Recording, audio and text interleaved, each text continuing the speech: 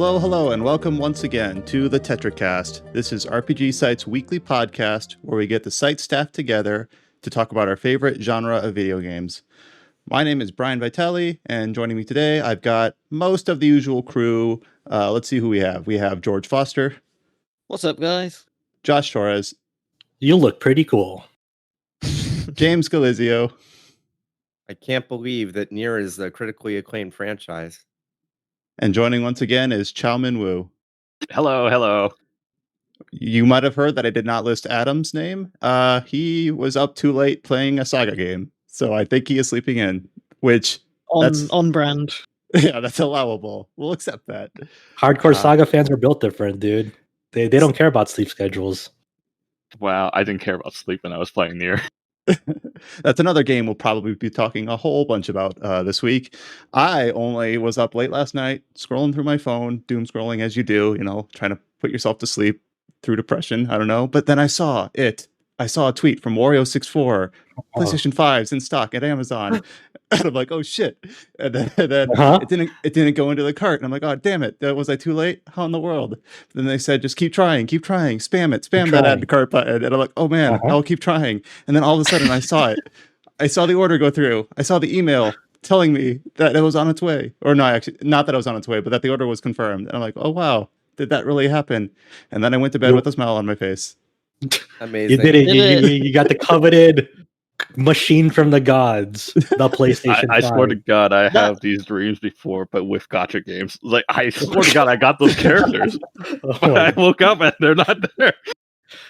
It's kind of weird because, like, I don't have a ton of games that I'm really interested on the PlayStation 5 right now. Like, if you ask me to, like, list down, like, is it a good investment for me right now? It probably isn't. But I don't know. I have a really dumb brain and don't want to miss out, and that was my chance. All right. Okay. So when you get that PlayStation 5, theoretically speaking, so like, what's the first like thing you're gonna do with it besides setting it all up? Like, what's the first game you're gonna play on it? Clearly, he's ready for the next PS5 title from the Housemarque developers, Returnal. It actually looks good though. Looks good. Yeah, but I you saw got to the start with preview of Astrobot. Astrobot is like another level. I could see myself into Returnal. It would be out of left field for me, but it looks really neat. This is probably pretty lame and pretty safe, but I would probably just like, all right, when's that Yuffie DLC PlayStation 5 version of Final Fantasy 7 coming out? Okay, so you're just gonna get it, set it up, and then let it sit there for like 2 months, and be like, all right, the very first thing I'll play on this is Yuffie, and that's it. Yes. I was just gonna say, could you just treat it as like a better PC? I just bought a PS4 with better specs. It does have a faster SSD than my PC, and I probably will like play it through a capture card setup, or at least allow it to play through on my monitor. But anyways, no one's not interested to hear about my PlayStation 5 escapades.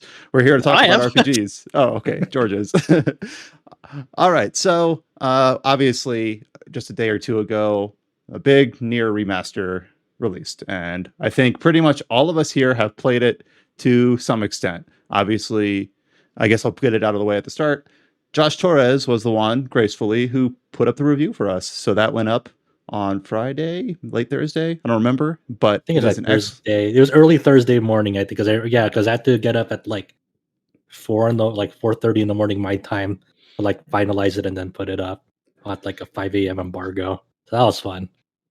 And even leading up to release, like I think a lot of us here, or at least I do, maybe I won't speak for anyone else, but I think of Josh as like the NieR encyclopedia. If I have a question about how does this tie into Drakengard, what are the stage plays I have to watch, what book should I be reading, I ask Josh. So he is the man for the job here. So it's an excellent read. And then on top of that, our boss, Alex Donaldson, just went ham writing out a bunch of guides, and obviously Josh helped on that front to see how they would tie into the game. So we got a whole bunch of guide features up on the site as well. And now we're going to make it probably the primary focus of our podcast discussion, because we've all got at least our toes dipped into it right now. Yep.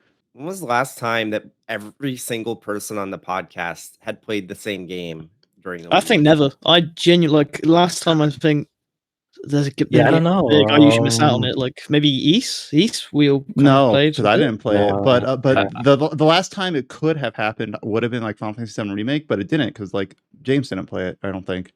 No, I didn't. I think I think for Automata, I think Zach was the only person that didn't play it during that time. I think Yeah, but that's did. the olden days of the podcast. That was before the revival for the new Oh, Shiny. That wow. was before. That was even before my time. But I'm just saying that was a time where someone did. I always forget that Chow has been here for a while. Like, probably because they don't output enough material, so everyone's kind of forgot about me. Fucking boomer status here. Just kidding. But yeah, I just wanted to mention that it's not only just me and Alex that worked on NieR stuff. George for PlayStation Lifestyle also put up his review for this new NieR release, and like that's coming from the standpoint of like a person brand new to NieR overall that never played it back in the day and whatnot. Right. And it is godly. Everyone was right. I don't know why I've avoided it so long, but yeah, I'm NieR obsessed now too. Like I've changed my little avatar to Emil's head. So yeah, Discord avatar is the Emil head, the Yoko Taro head that he adapted. But yeah, I guess since we have the segue into it, like I want to kick off this NieR re-release for someone who is going into it brand new. Like, what were your expectations going in? What was going through your head as you were playing it? Like I can only imagine. Like, of course, this is kind of putting words in your mouth. I'm not gonna, but like my what I think, and like it was going through your head, and like probably a lot of people's heads going through it right now who's never played it, is like, I don't get it. Like the first few hours in, and you're into it, like I don't get it. Well, I think going in, there's a lot of expectation.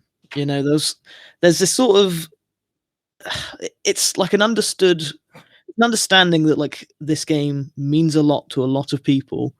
So even in the moments where I was like less hyped about it, when I was less like, okay, this is kind of slow, or okay, this is my 7th playthrough, so I'm less happy about it, I understood that you got to keep going with it.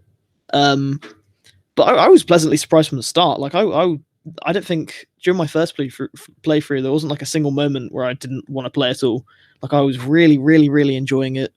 And how deep are we going, spoiler wise? I mean, obviously, I would say don't spoil obviously any of the endings. Don't go into too much detail about the new content, because I'll draw the line. Hey, there is new content in this game. If you want to go check it out, go check it out. We won't spoil anything, but they've already said it like in the official stuff. Like there's new stuff both as you're going through the main narrative now and some other stuff around the edges. But you don't really have to go too much into detail about the plot, because the plot's fairly simple, surface level, right? Like everyone knows at the very start of the game, it kind of does a weird thing where you have this tutorial section that briefly introduces things.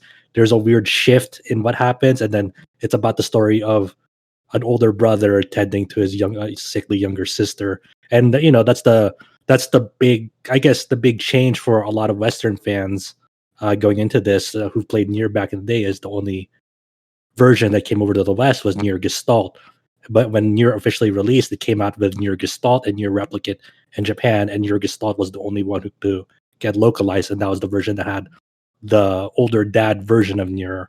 Meanwhile, Replicant, which is the one that we have now, is the older brother version of NieR, and that's really the only significant difference outside of character interactions and whatnot. All the content of the game, of those original releases, remain the same and consistent throughout. So I'd say that's probably like I said, like there's going to be a lot of newcomers going to NieR like yourself, George. So I don't want to spoil too much. Yeah, no, of course. I think though that the conceit that the Yoko Taro games like to play around with what an ending is and replaying sections, like that general idea, I think is kind of like, it's not just a linear A to B narrative. So right. I think just saying that vaguely is okay. Yeah. Well, yeah. So to go on from that point, I stressed it in my review that to anyone who doesn't know, although I imagine like most people do, like you said, Brian, you do need to play it more than once. I think the limit to which how many times it needs to be played, I would argue, I feel like they could have maybe combined the 3rd/4th playthrough into the 2nd, in my opinion. But like the 2nd playthrough like changes so much. Like it I hate to say it because it sounds cliche, but I was actually like, oh my god, like this whole time, what? Like it was one of those moments, and I was expecting it, and I'd sort of heard rumblings of it, but it was still so effective. And I think that was the moment where it changed from this game is really good, and like I see why people like it too. Like, holy crap, this game is really good, and I really care about it. And I'm not ashamed to admit that I cried quite a few times. Like, this might not come as a surprise to you guys because I cry at like everything, but it really, I'm a really waterworks too. I feel yeah, like it was. It was like we won't talk about new content, but it really got me there. Like, I don't know why it felt like I'd been with these characters like a really long time. Like I was having the sort of reactions I'd have if it was like a sequel or something. Like if I knew who these people were and I was like, oh my god, I can't wait to go back to Kaine and Emil. Like that's how I felt just from playing it, and I think that's the strength of having you replay something over and over. And I think maybe that makes it worth it because these characters, like, I know every section of the game. Like I couldn't speedrun it, but like you can go really fast once you learn what you're doing. But it's just like it makes such a dent because of it. Like it really, really sticks with you, these characters. And I'd say that's the game's biggest strength. There's so many strengths, but the biggest for me is its characters for sure. Yeah, you make a good point because you have we're gonna refer to the main character as NieR in this, because you can technically you can technically rename whatever character you want, but everyone refers to him as NieR. And I think the really cool thing about NieR's village as like a hub and like the amount of times you kind of like go and navigate through every section of the game is like. If me and George, who like fully completed it now, like went to go play that game again, like you normally all your map is all blank until you like either are given or buy the map at a shop. But at this point, for me and George, I'd say like we can just go through that game and we don't need any maps at all. We know exactly where everything is. Yeah, exactly. We've gone through these places so much and we're so familiar with them, and like speaking to the people there, doing maybe side content there, or just normally navigating. It's like it's just at the back of your head. That's such a cool thing to have in a game where you feel like you've achieved a level of mastery with the environment, with the level design, that like you can not saying that you can play the game blindfolded, but like you just generally know where everything is, so you never have to worry about like looking at a map again or something. That's me with like Automata, like NieR Automata. Like the place is small enough that you can memorize where everything is. You know the west side is to like this abandoned factory or something like that, right? It's like you just know everything where all the spot is, right? Yeah. I think that's why I like NieR so much on top of like a shitload of like other things. But like when I boot into it and like after a few hours in, like, oh, I feel comfy here. I feel like I'm at home here. This is a place familiar to me, and like some place I can always go back to and feel a sense of comfort in like a largely depressing game, And that's what I was just gonna say as well. Like it's surprising like how comfy it is to just go and like speed through, but it also it's a really like depressing game at times, which is still fun to like speed through, and it's still quite comfy. But I like the term light in the dark. So I've used it before for like stuff like The Last of Us, where I say like, oh, like there's so many dark moments, but there's always light. And I think that's true of NieR as well, but it really did shock me at times, like how many times I was just looking at the screen like, oh, okay, that's what happens to them and stuff like that. Like there were so many moments where I was like, this goes like really, really hard. So it's not for the faint of heart, I think. Like it's not brutal or graphic or anything. It is just quite depressing. Well, I think I actually have a pretty unique perspective compared to the five of us, because am I the only one here that I played Automata but not the original, so I'm kind of going backwards. Because George, I am in the same boat. Oh, I thought you would play the original. I played the original, but I didn't beat it, so I watched an analysis video spoiling everything about it. So I regret it so much. So I can't. You're of us here that actually played the original NieR are just like, no. But so I find that I have a mindset playing this game that I'm trying to break from, where like I'm trying to be like, so obviously having played Automata, I know like not to always take things at face value. What is the deeper meaning behind this? So I'm sitting there going to NieR like, what does this really mean? What is it like? It's giving me tons of medicinal herbs. What is the meaning behind that? Or something. I'm like, okay, Brian, not everything is just going to be like, not everything is supposed to be like wool over your eyes. Like some things are just hopefully face value. So I'm trying to just relax. Don't tense up so much. And just let it come. And if it's supposed to be a revelation at some point, it will reveal itself. Don't overthink it. So with that mindset, trying to like be more normal about it and not just be a weirdo playing through this. I guess my two main takeaways as someone who's about like 6 hours into the part 1, where I'm still playing as the young protagonist. So I know like some of the marketing generalities, like there is a time skip at some point. Well, might be multiple, but there's one major time skip involving the protagonist. Like I'm playing as young protagonist right now, young NieR, young brother NieR.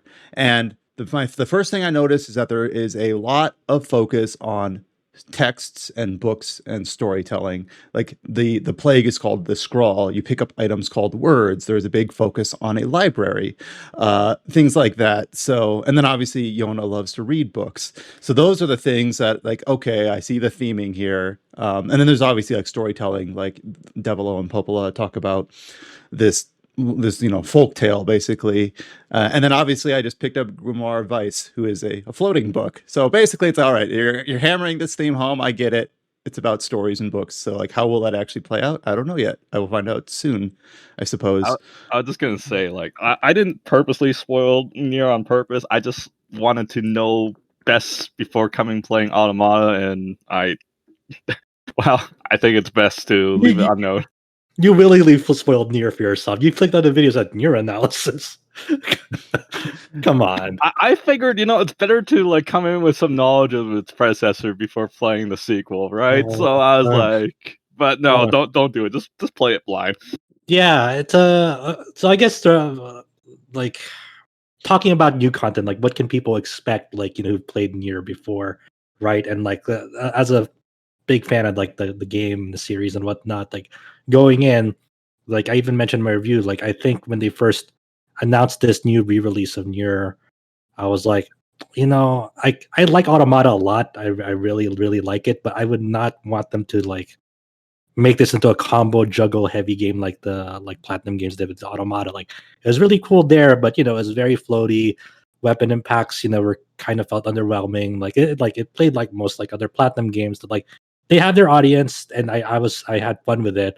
But the original NieR's gameplay is far from perfect. But I wouldn't want to like change that up drastically from how it felt, because at the end of the day, it's not its merits. It was basic, but I do like that weapons had a punch to them and whatnot. And when you got hit, like you really knew you got hit in the original game. So when I went into this, I was like, okay, well, we'll see what they did to the combat, because a lot of the marketing around it and the footage they've shown saying, this is like faster paced gameplay, whatnot. And while the development team isn't Platinum Games, it's Toy Logic. They got Takehisa Taura from Platinum Games to supervise over this project, probably over the combat and whatnot, just to make sure it feels responsive and feels good to play. And I'm really happy that they found like a really, really, really nice middle ground between, it's not exactly Automata, but it's not original NieR. Like there's like a compromise, a nice compromise between both of them, where like it still feels weighty, like when you're swinging a weapon around, like things like have a good impact to them. And when you're dodge rolling around or defending, like there's a nice snappiness to them. It's fast paced, but it's not overwhelmingly like, oh, launch a enemy into the air and combo them for like 10 years and then come back down and then continue to combo them. And then there's no like a witch time mechanic like in Bayonetta. There's no like, you'll slow down time if you dodge perfectly. They did add a few like little systems to like spice it up. Like when the parry system. Yeah. Like when you block incoming attack at the right time, you'll deflect it. Then you press square or triangle. There's a big counter attack after it, which is that's okay. Good. Yeah, it feels good. Yeah, it feels good. So I'm gonna say this. So I know that the original game, like the original Replicant, had the exact same combat as Assault. So this is gonna sound weird, but it feels appropriate that the combat is sped up here and has like it's a little faster paced because it feels logical that Brother NieR would be a bit more agile than Papa NieR. Yeah, So it feels thematically appropriate. I know that that isn't the reason, and I know that in the original game they were exactly the same, but it still feels right. So one of the things I think I noted in my review is that I can't really imagine like the themes and the story working as well with like an older NieR. Like I can't compare, but I just feel like it would work. It just works so much better with a younger into a slightly older rather than like a older into a, like even older character, Does that make sense? Yeah. I always felt that way too, because I'm one of the few people in the West that is stupid enough or cool enough to have played both versions of the original. Like I went into Gestalt and then I was like, man, that's cool. And looking more into it, it's like, oh, they had like another NieR release in Japan. Like, and I imported that and I played through that. So like I have knowledge of both of the original versions like under my belt. And after I was done with the original Replicant, like I was thinking the same thing that you are right now. Like, I think this game's overall themes work better with a brother NieR. I can understand why people really like and really get attached to Dad NieR, because that's like a novel. So, like at the time, a relatively novel like protagonist and premise at the time, where you're just like a really old grumpy dad trying to do anything you can for your daughter. That's very, very effective and heartfelt, especially in the pre-time skip version, because a lot of the pre-time skip is tending to your child or tending to Yona, and it feels very heartfelt and very emotional, and that sort of parental love. But it, like with Gestalt, personally for me, it kind of falls a bit apart after the time skip in Gestalt, because things change in that game like in a way that it's hard for a dad version to adapt surrounding the premise and whatnot. And that's what I always thought about it too. Like by the end of Gestalt, like in all of its endings, I'm just like I was kind of confused a little in the sense of like this really worked way better earlier on than where it is right now, essentially. When I was playing, I had two thoughts that were on the same vein, where I realized that young protagonist is very chatty, especially once you get Grimoire Vice. And having not played NieR Gestalt, I actually like asked Josh, like, was the older NieR really this chatty? And I guess the answer was he was, but it's even more pronounced here because you have the additional voice acting. And then like especially, so I'm in like side quest hell right now, which apparently is like a rite of passage for this game. But I was actually kind of enjoying it. I was just doing the fishing, which was, I don't know, I've played worse fishing mini games, I suppose. I'll put it that way. And like there's a lot of like banter between NieR and Grimoire Vice about fishing, and it was actually like a lot more lighthearted and funny than I was like. George just recently said that the game is kind of sad and depressing at times, but here at least at this point, like Grimoire Vice was like shouting and scaring the fish, and like NieR was telling him to shut up and be quiet. And I was trying to imagine that taking place. Like, okay, what if NieR was 50 years old instead of 15 or whatever, and shouting at this book like would have like a different tone. That's like, what really, I mean. Yeah, really come across like a grumpy dad instead of like So- this more friendly thing. So I'm gonna be the odd man out, and I say I still think I prefer Papa NieR.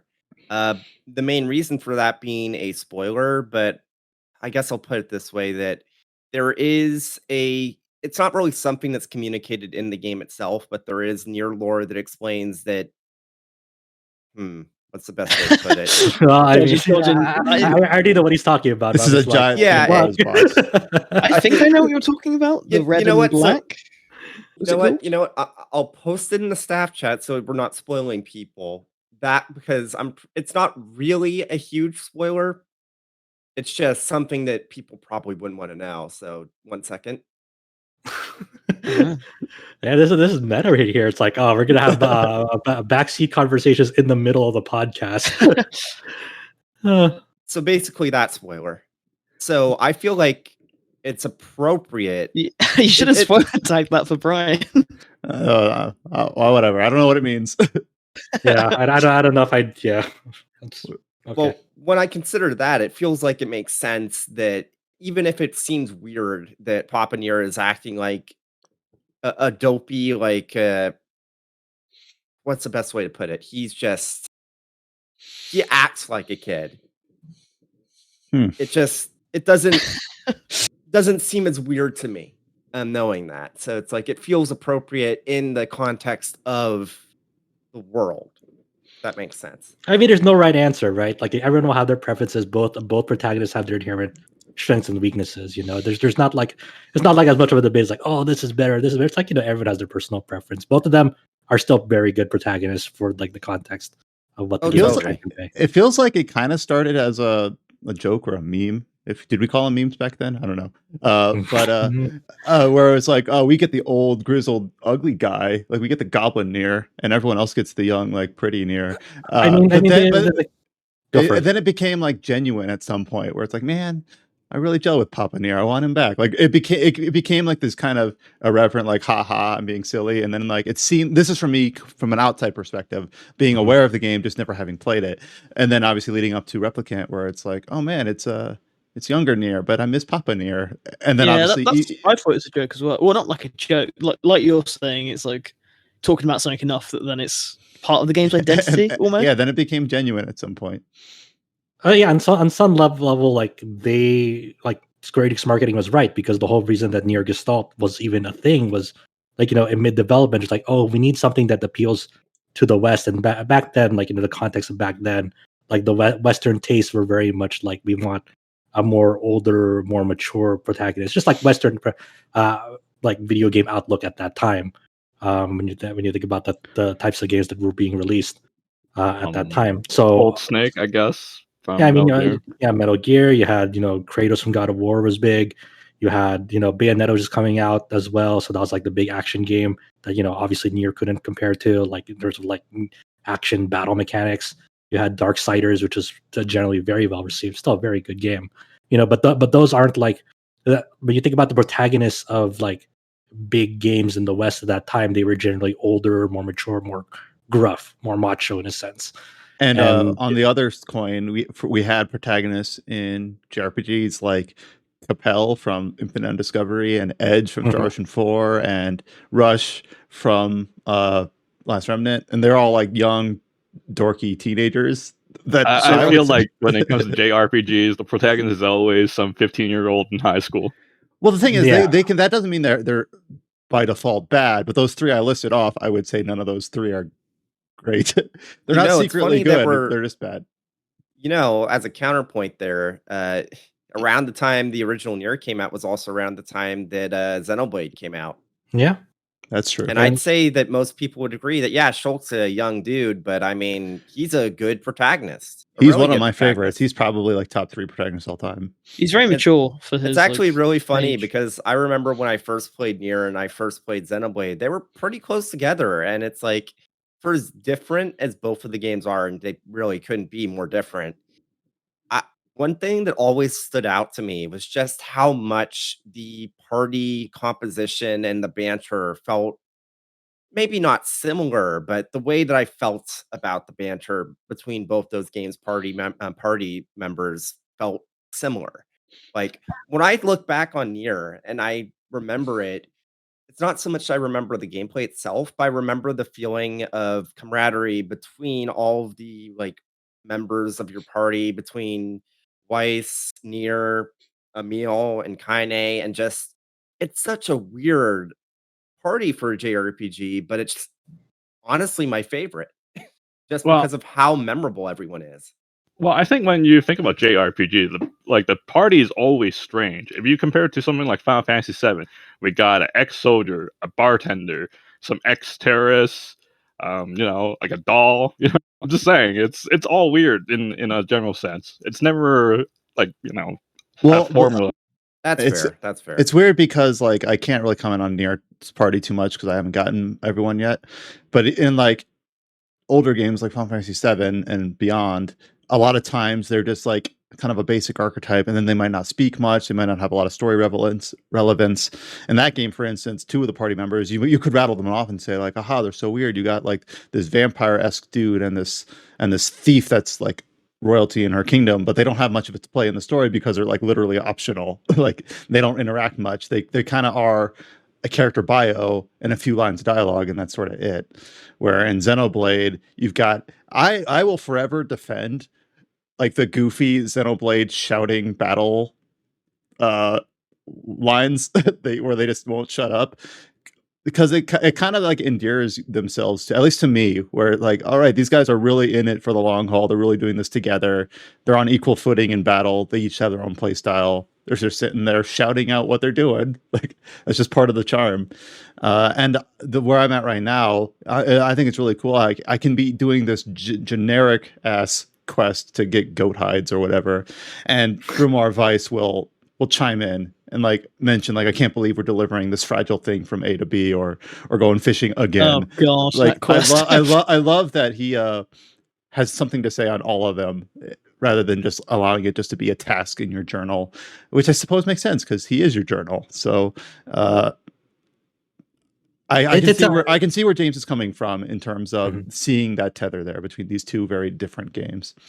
Yeah, it's also like feels impactful in like the context of this game too, because like you feel compelled enough that you want to like finish their conversations and whatever they're doing. There's so many contextual things that you do that they have unique voice lines for. It's like it makes you genuinely curious. Like, I wonder what they're going to talk about in response to what I'm doing right now. Because they always have like because the voice acting in this game, both Japanese, English, but especially in a lot of people's minds, the English voice acting, like Leo O'Brien's like voice as Grimoire Weiss is so that's good. it's so good. Like it's so memorable. It sticks out. It's like, oh, there's a unique tinge to it that like, you don't really hear much else. I have a question.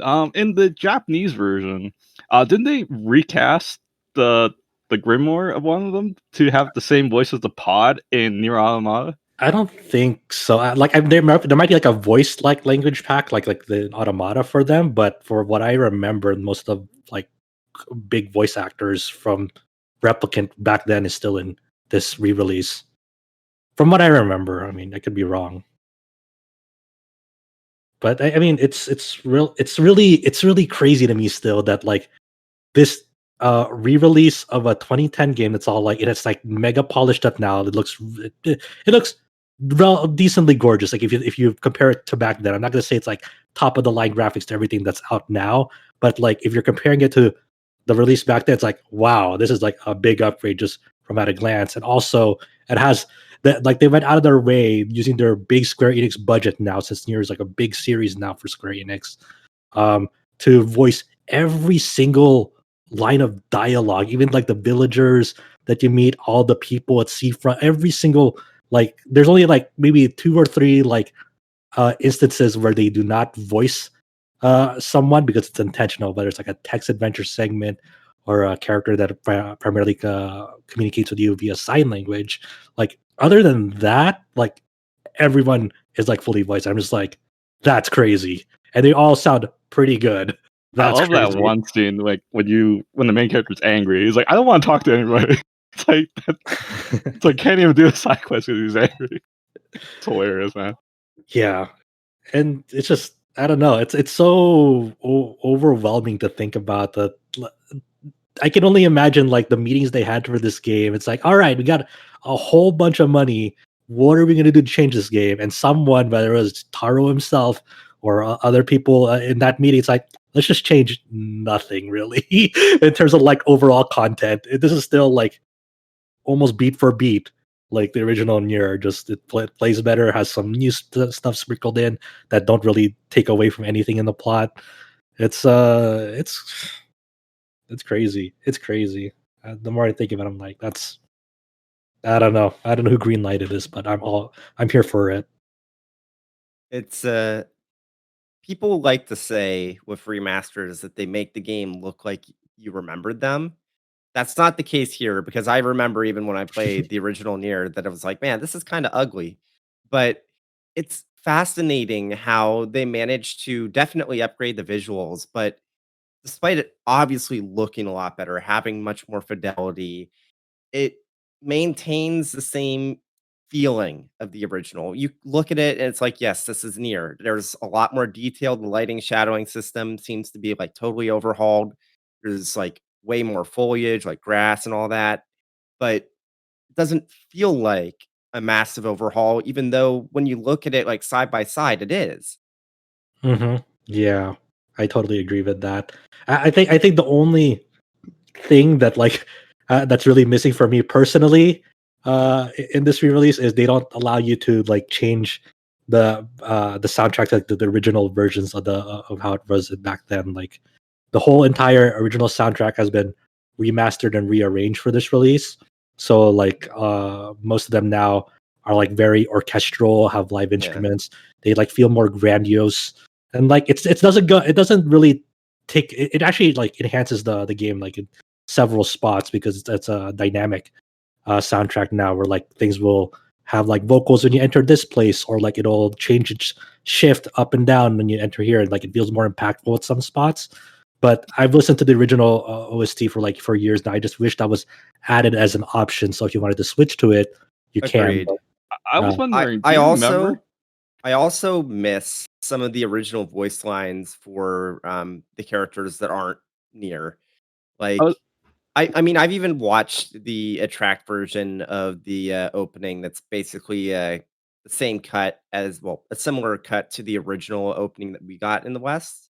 You know, with the opening where like kind of is like, "Why is you dumbass?" Well, it's still good, but that It's line, it's just not the same. Like, especially when she goes into, "Oh, Shadow Lord," and that thing. Like the way that I forget her voice actor. Laura Bailey. The way that Laura Bailey did it with the original, she's like really like it sounds like she's mocking him. But you listen to the new version and it doesn't have that edge to it. And there's like several other like cases throughout the game. Like there's some cases where it is better voice acting, but then there's others where it's like, man, I actually kind of prefer the original take. Yeah, it's weird, right? Because time is a factor, unfortunately. Like it's been 10 to 11 years since the original one came out, so I like for that instance, I understand because people age, unfortunately. Yeah, we saw that with. Sorry, go ahead, Chow. I don't mean to keep. I was gonna say like with a dynamic soundtrack. I was wondering, does that happen in the original NieR? Like for example, if you talk to Devila, she's singing "Song of the Ancients," right? As soon as you talk to her, she stops singing because she's singing the song and the background music changes. Yeah, right. Does that apply in the original game, or it's just not as dynamic? It applies in the original game. Yeah, it's one of the rare instances in the game in the original version where that happens. But by and large, diegetic vocal music. Well, it's kind of weird though because like early on, you're outside of the village, and exactly what I was talking about. As you approach the fountain where Devil is sitting, the vocals come into the music, and then if you talk to her, they stop because like, oh, she is singing them.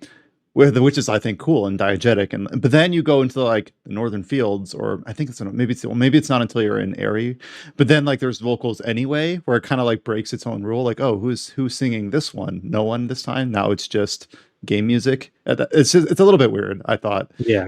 Where at one point it's like this is there and we have a reason for it, and now it's kind of like this is there because it's a video game. Like enjoy the vocal music. It's like okay, I will, but now I've got two sets of rules. I don't know. Maybe I'm the only one that thinks that way, but it kind of broke the moment for me a little bit.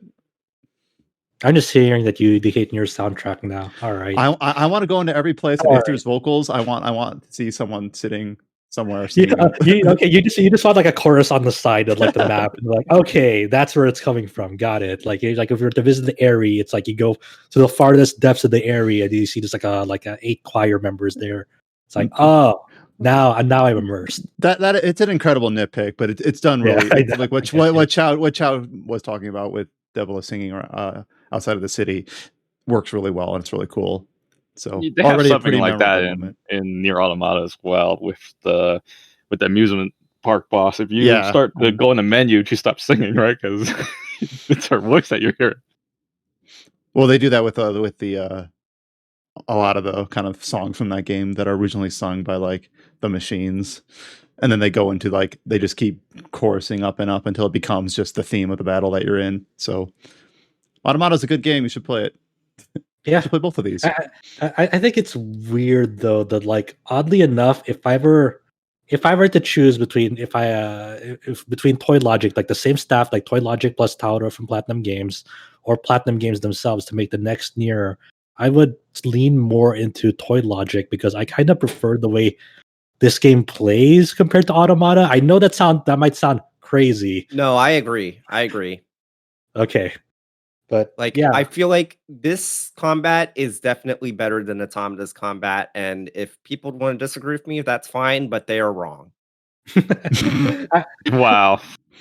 Hey, you know what? I'm here for it. I'll back up James for sure on this one. It just feels better. Like it feels more responsive and snappy. It feels genuinely like nicer to hit things in this game. As weird as that sounds, and the less focus on like big combo juggle combat that like can take a while. Like it's flashy for sure, and like it has its place. Like Devil May Cry is like really good for it and whatnot. Like for NieR, it's like I want something simple and effective and functional, and you can have like the little nice systems here and there, but that's it for me.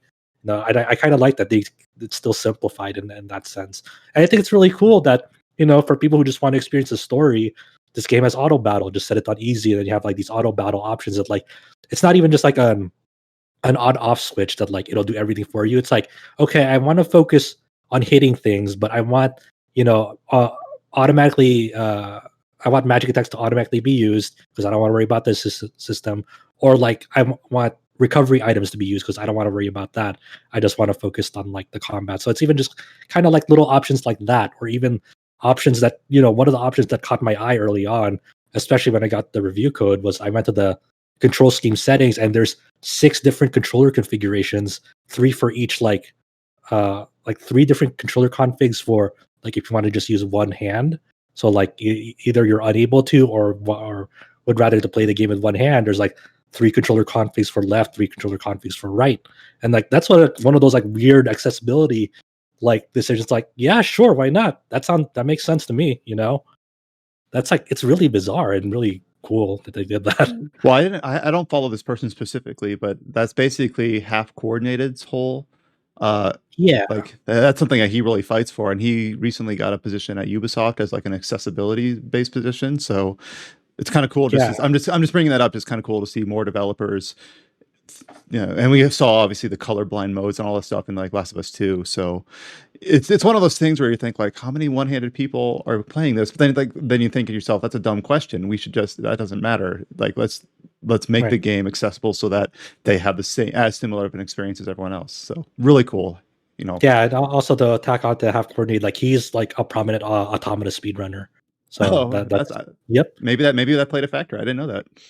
Probably did, to be honest. But it's great. I'm really glad that was a thing that's like in this game. It's like that you would never expect. It's like, okay, that's cool. But yeah, I mean, I could talk about NieR till like the end of time.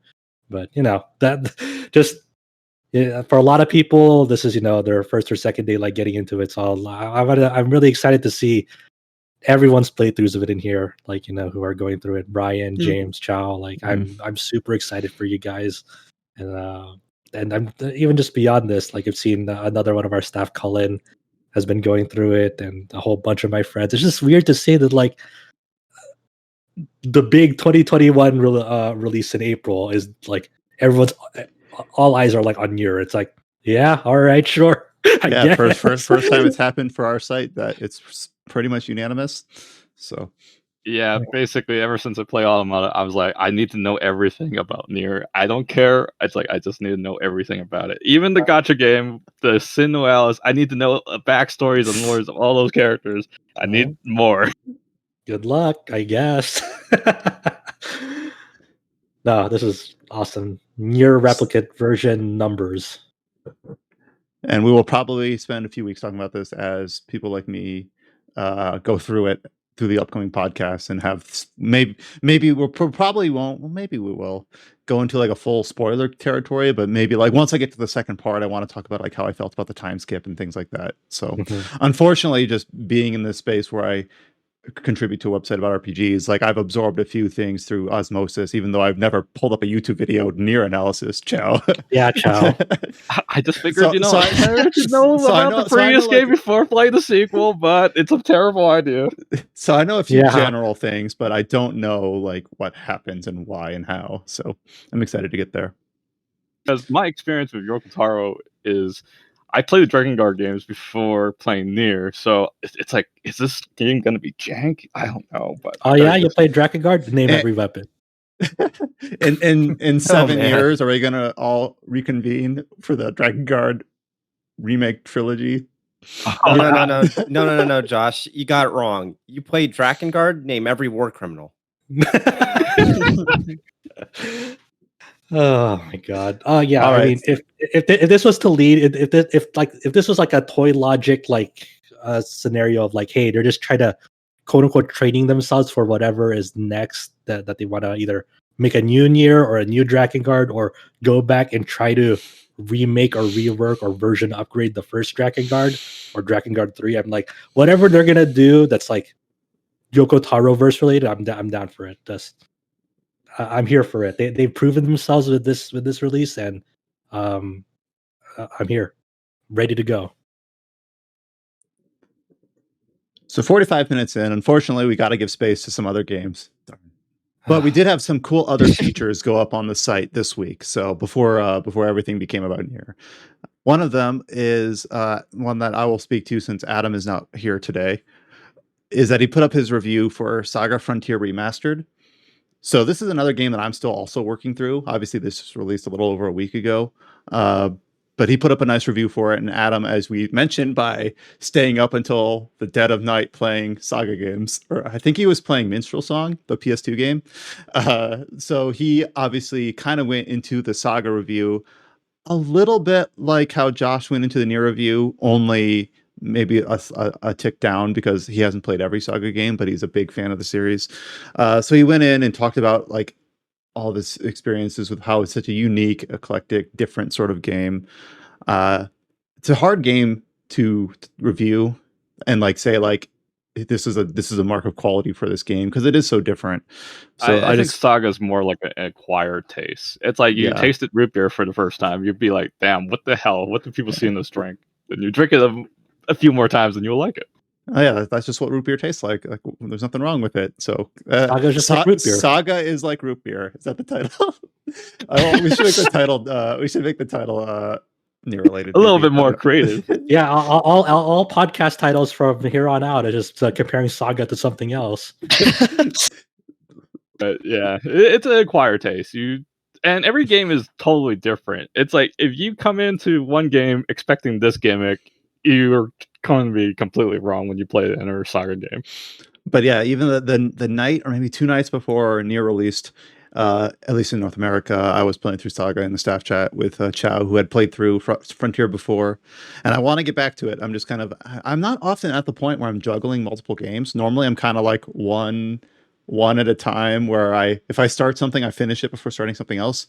But I'm not doing that right now. I'm halfway through SaGa, and I'm 6 hours into NieR, so now I'm stressed.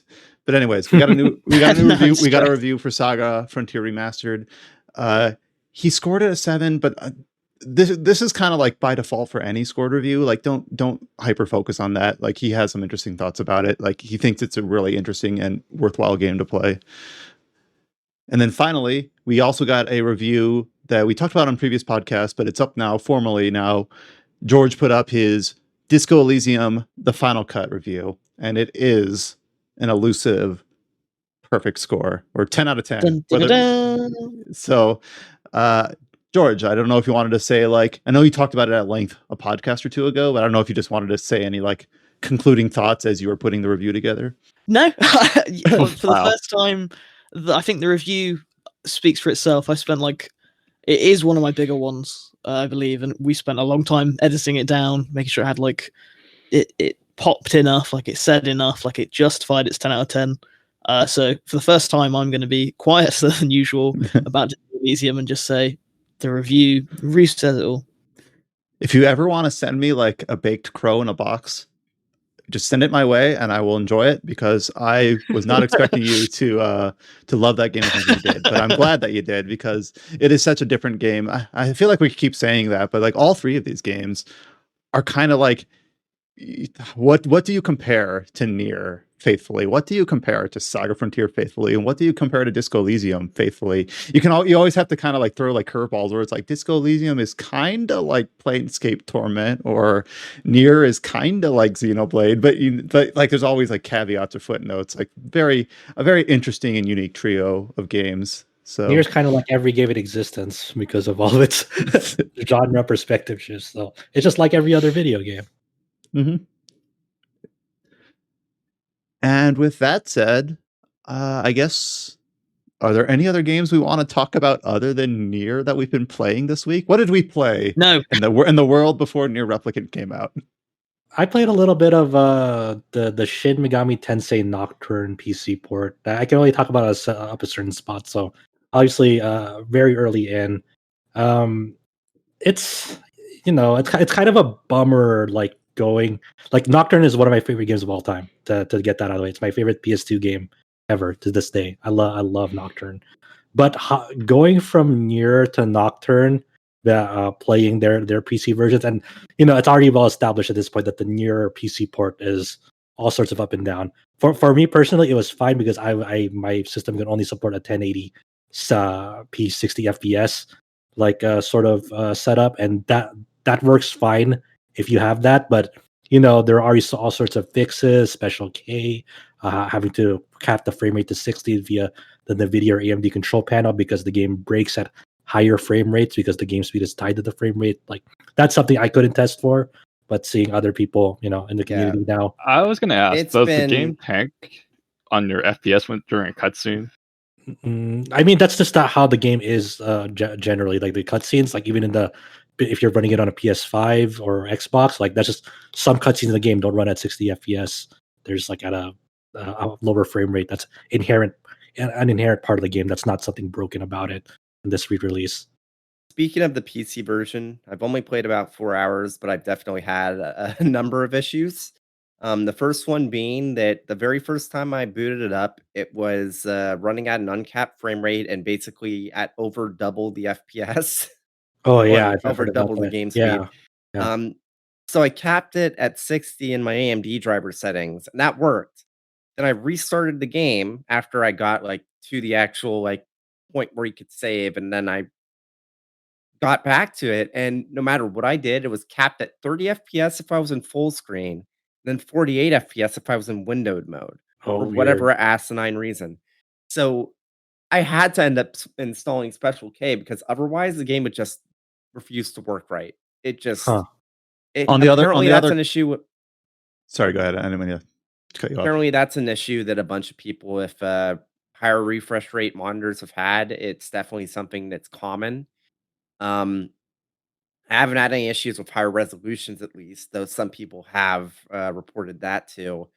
One thing that's really weird is that the game does apparently have PlayStation button prompts if you use the PlayStation controller, but it seems like it was total crapshoot, because you have people on the Steam community forums, and you have people on even in Caudians, or however you pronounce his names, Discord server saying, yeah, I got PlayStation button prompts, but nobody knows how to consistently get them to show up instead of the X input button. Yeah. I always had Xbox button prompts for me. I just assumed it's like a lot of other Steam releases that don't have PlayStation button prompts. Yeah, I thought it was just that's weird. I had no idea that I could display PS button prompts.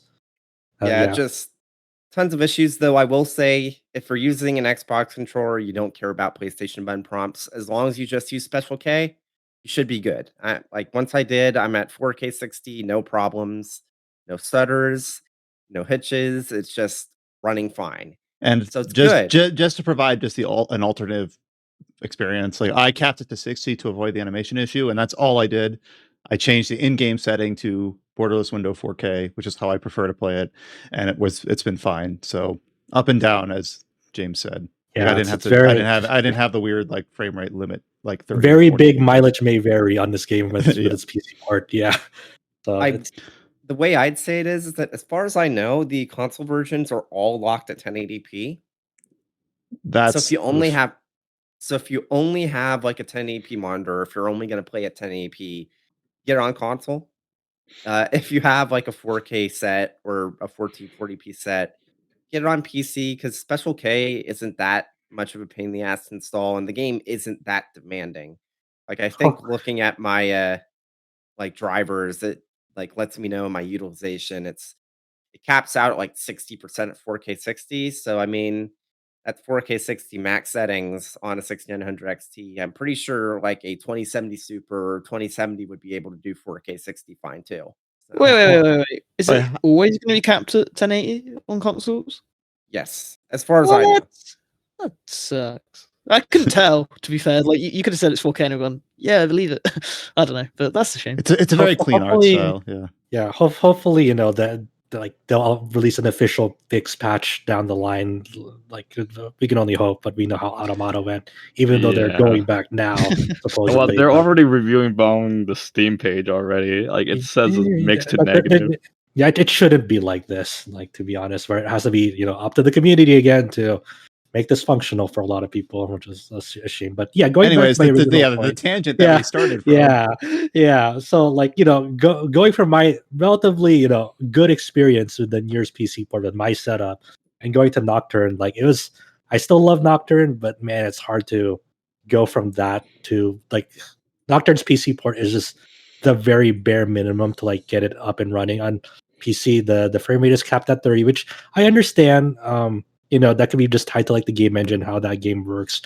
But it stings a little because when you think about how Atlus's port efforts with the Persona 4 Golden PC port last year, and that was pretty decent. People were running it fine at like 60 FPS, higher frame rates, uncapped frame rates. Like that was pretty decent for the most part. They actually patched it, like to like there were some issues here and there, but they patched it. But like just out of the box, it was still like an impressive PC port from launch.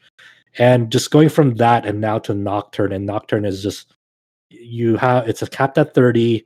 It has that weird motion blur dithering when you swing the camera around, which worked better back in the day because it was supposed to be displayed on CRTs and whatnot. So it was less of an issue there.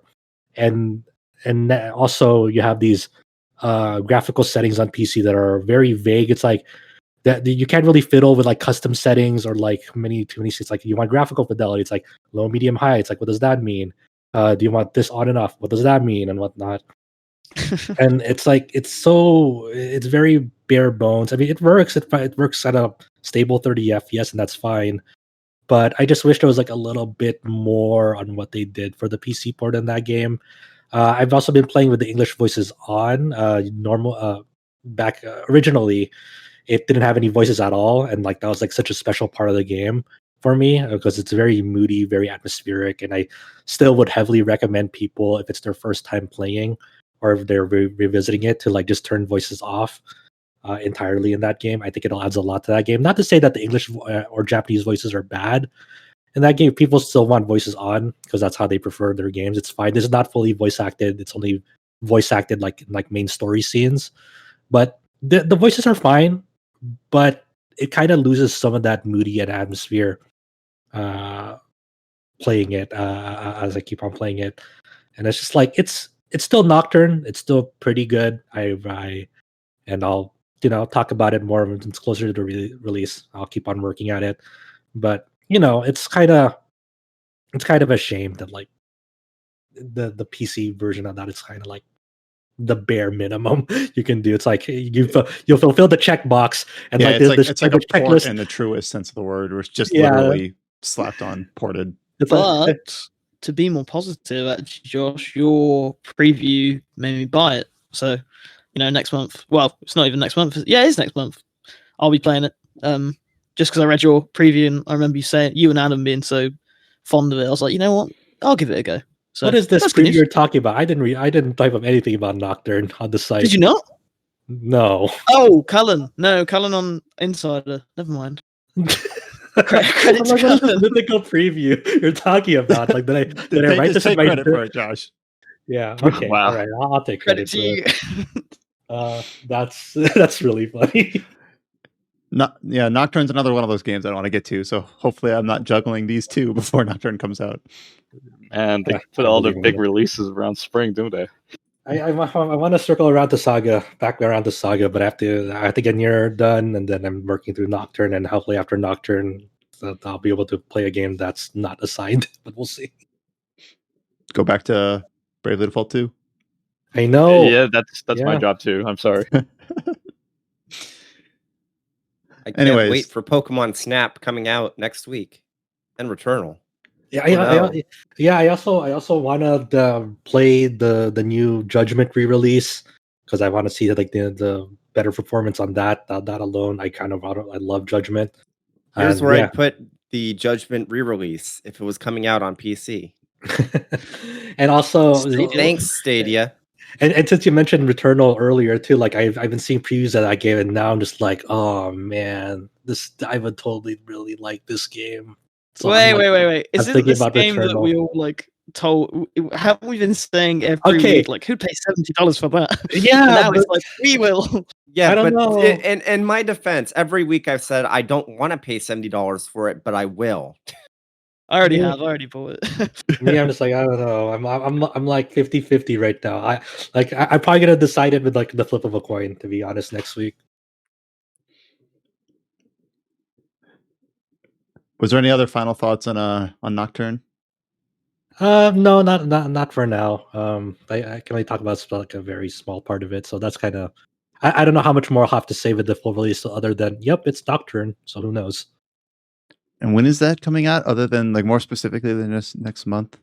May 27th, I think. Oh, so late next month. So yeah, May 25th. Okay. All right, close. All right. The only other game that's on the what we've been playing list is one of James's. So I'll let him take it away. I'm back on my Final Fantasy bullshit. Yay. So yeah. How is it bullshit if you're enjoying it? No, it's just because I've been doing like a series playthrough. So I if you haven't been listening to the podcast the last couple of months, well, if you hadn't listened to the podcast from the beginning of the year, you wouldn't know. But I've been going through the Final Fantasy series from the very first one. And I went through 1 through 5 in a pretty short period of time. I started 6, and then Monster Hunter came out. So for a while, I had to kind of put it down, like 2 months or something like that, because then I've been busy, and I guess I'm still busy now. There's a couple of other games I've been playing that I can't talk about yet. So yeah, I got to World of Ruin and Final Fantasy VI, which, as far as I can tell, is a bit more than halfway through the game, maybe closer to 2/3 of the way through the game, depending. Well, you can go straight for the last boss right now if you wanted to, maybe. Yeah, but I'm gonna do what was originally intended and get all of the party members before going for the tower. So yeah. I think I said this the last time I talked about 6 on the podcast, which was again months ago, but it's fascinating seeing the evolution from 4 to 5 to 6 because they're very much as different as each of those games are. They're undoubtedly a trilogy in the sense that they build off of each other. Like even 5, which a lot of people say, oh, it doesn't have a big focus on story, which I guess is true compared to 4. The way that the characterization works, the way that the world building works, it's a lot better than 4. Like one of my issues I had with 4 was that it's filled with story, but it's kind of like, oh, this person died, not really. Oh, these 2 people died. You can't save them, not really. It's like when I played it, I think I made a joke about I thought I was playing Final Fantasy 4, not Cold Steel 4, something like that. Yeah, sounds about right. But yeah. If you missed it, I was a huge fan of Final Fantasy V. It's probably one of my favorite RPGs of all time now. It just loved it. 6 is also a masterpiece. I was worried when I started it that it would be like, oh, everyone says that 6 is a masterpiece. It's so good. It's going to be overrated. And then I'm playing through it and it's like, no, this isn't overrated. It actually does hold up. It's not just nostalgia. It's still a fantastic RPG. You gotta think about the time it was released in. Like for 94, this shit blow like kids' mind playing as it. Oh, totally. Like from the stuff like the opera, from all of the like even the world map, like even using the airship, it just feels really impressive for the hardware. It's not actually 3D, but the way you use it, it just feels really cool. It looks really cool. Um, I like how even though you have bespoke characters that have their own sort of jobs built in, kind of like 4, you still have aspects of Five's job system in the sense that the Espers lets you really customize what each character is. Because not only do you gain magic abilities by attaching different Espers to different characters, but some of them also have unique bonuses like you'll get extra HP or MP or strength or stamina when leveling up using that Esper attached to them. And there's a lot of granularity that lets you make your basically my lock might be entirely different from your lock. Whereas in Final Fantasy IV, at the end of the day, for each party member, basically everyone's going to have a very similar build for that specific party member. And it feels like a really good mix of the more linear aspects of 4 with the more open-ended aspects of 5, and it just feels really, really good. It's like a good middle ground. I still love 5, but 6 is I can totally see why people love it so much because especially for when it came out, it's like groundbreaking. Like the character building, the world building, the it's just fantastic game. I just it's been a while since I've played 6, but I do remember loving it. I especially remember loving the interactions between Edgar and Sabin because they're brothers, and I always like just sort of like the twin or close age brother relationship in RPGs. Rubido, Albedo, Edgar, Sabin, all those are always my favorite sets of story beats. That reminds me, I just love how you could argue that, oh, well, Terra is the main protagonist of 6, but there's a bunch of characters that have the spotlight. Like you have moments where Celis is the main character, you have moments where Locke is the main character, you have moments where Sabin's the main character, where Cian. It's interesting how 6 manages to straddle that line of giving almost every party member enough characterization and gives them the spotlight. And it really does make it feel like you're a singular party working together rather than there's one person kind of pushing this train forward. It's like, no, everyone has a dog in this fight. And it just really does make your party members, even some of the ones that are less important, feel well, it feels like you have more of a connection to them. I remember what thinking they did right is that they split the party up at like right moments. Like if you played something like Cold Steel, it'll be like, oh yeah, you get 40 characters all at once, and everyone just gets one piece of dialogue, so they have no presence whatsoever. But here in Final Fantasy VI, they split the characters up in crucial moments so you can let them have their character arcs. Right, it gives some character breathing room. One thing, and I think I mentioned this before, like the last time I talked about it. The reason I say that there's a lot of Final Fantasy V DNA specifically in 6 is that one of the things that really stood out to me with 5 is that yes, the story didn't have as much of a direct focus, but there were moments that you could even miss where there would just be these little skits with the party members, like Bart's. If you go to his hometown, there will be like a whole scene with that. And then there's moments like that scattered all throughout the world, and it's just like it really helps sell the party dynamics. And because those are missable in a sense, it makes it feel all the more earned, and it makes it feel like a more organic way of showcasing that information. Like hell, the whole thing with Edgar and Sabin, if you go to Figaro with both of them in your party after a certain point, there's an entire scene that's like a pretty decent chunk of storytelling that you just wouldn't see otherwise. Totally missable. But and it's like when I'm playing through this game, it's like, man, Square Enix knew how to properly showcase exposition in a story like this in 1994, but Falcom still has issues with this in the year 2020. And I feel bad for harping on about, well, Falcom should be better than this. It's like they should do this, they should do that. But it's just I like, feel like they're treating their audience like they're dumb these days. It's like, oh yeah, they probably forgot about all our games because we made too many. So we need to dump all this exposition so that they remember this stuff. It's like, I don't need all this information. If they're fans, they would know this. yeah.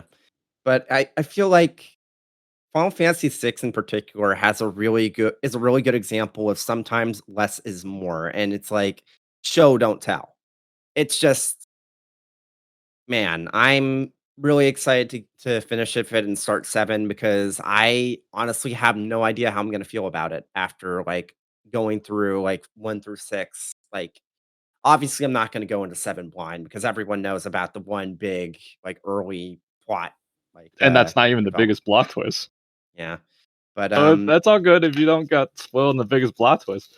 I feel like everyone knows about that big shocking moment, but there's a bigger twist than that. So James, out of all the characters you've mentioned, which one do you think is your favorite? That's a very basic question, but it's kind of the one I want to ask. So which character do you like the most out of the whole like 14 party members? Which do I like the most? That's a really hard one. I'd say that I do like Locke.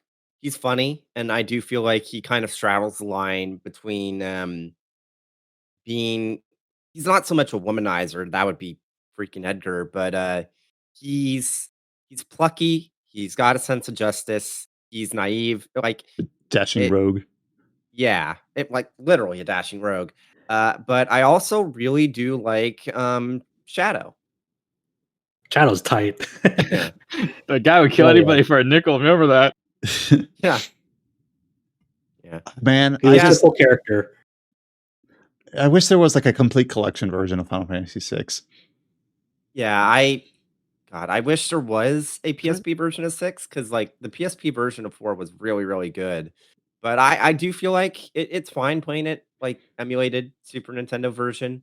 I've been using a CRT shader, which I got used to it and I turned it off like a couple of nights ago just to see what it looked like. And it's like, oh man, I'm glad I have it on because this game, so much of the detail for the sprite work is designed with CRTs in mind. Like there's these banners that the Empire kind of has in their capital, and you look at them without the CRT filter, and like the little kind of like strands of fabric at the very bottom are just like solid lines. But then you look at them with the CRT shader on, and it's very clear. Oh no, this is how it would look like, and I can see what they're going for. And it's just always fascinating when you go back to these older games and you realize that no, when they designed these sprites, they designed them with the knowledge that they were going to be displayed on a CRT, where the inherent like quirks of the display would kind of blend things together and add more detail than what actually there. And it makes it tricky when you try to like reimagine that and redraw it in like a complete collection of sprite work. Like, how do we draw this faithfully? So it's probably a lot more intricate and involved than you might originally think. So gotta wait for Final Fantasy VI Remake Intergrade. Wow! Now you get some random episodes of some random character that you don't care about. Can't wait to hear about Mog's tragic backstory. I want a DLC episode about Go-Go. How he got trapped in a sandwich. How he came to be how he is.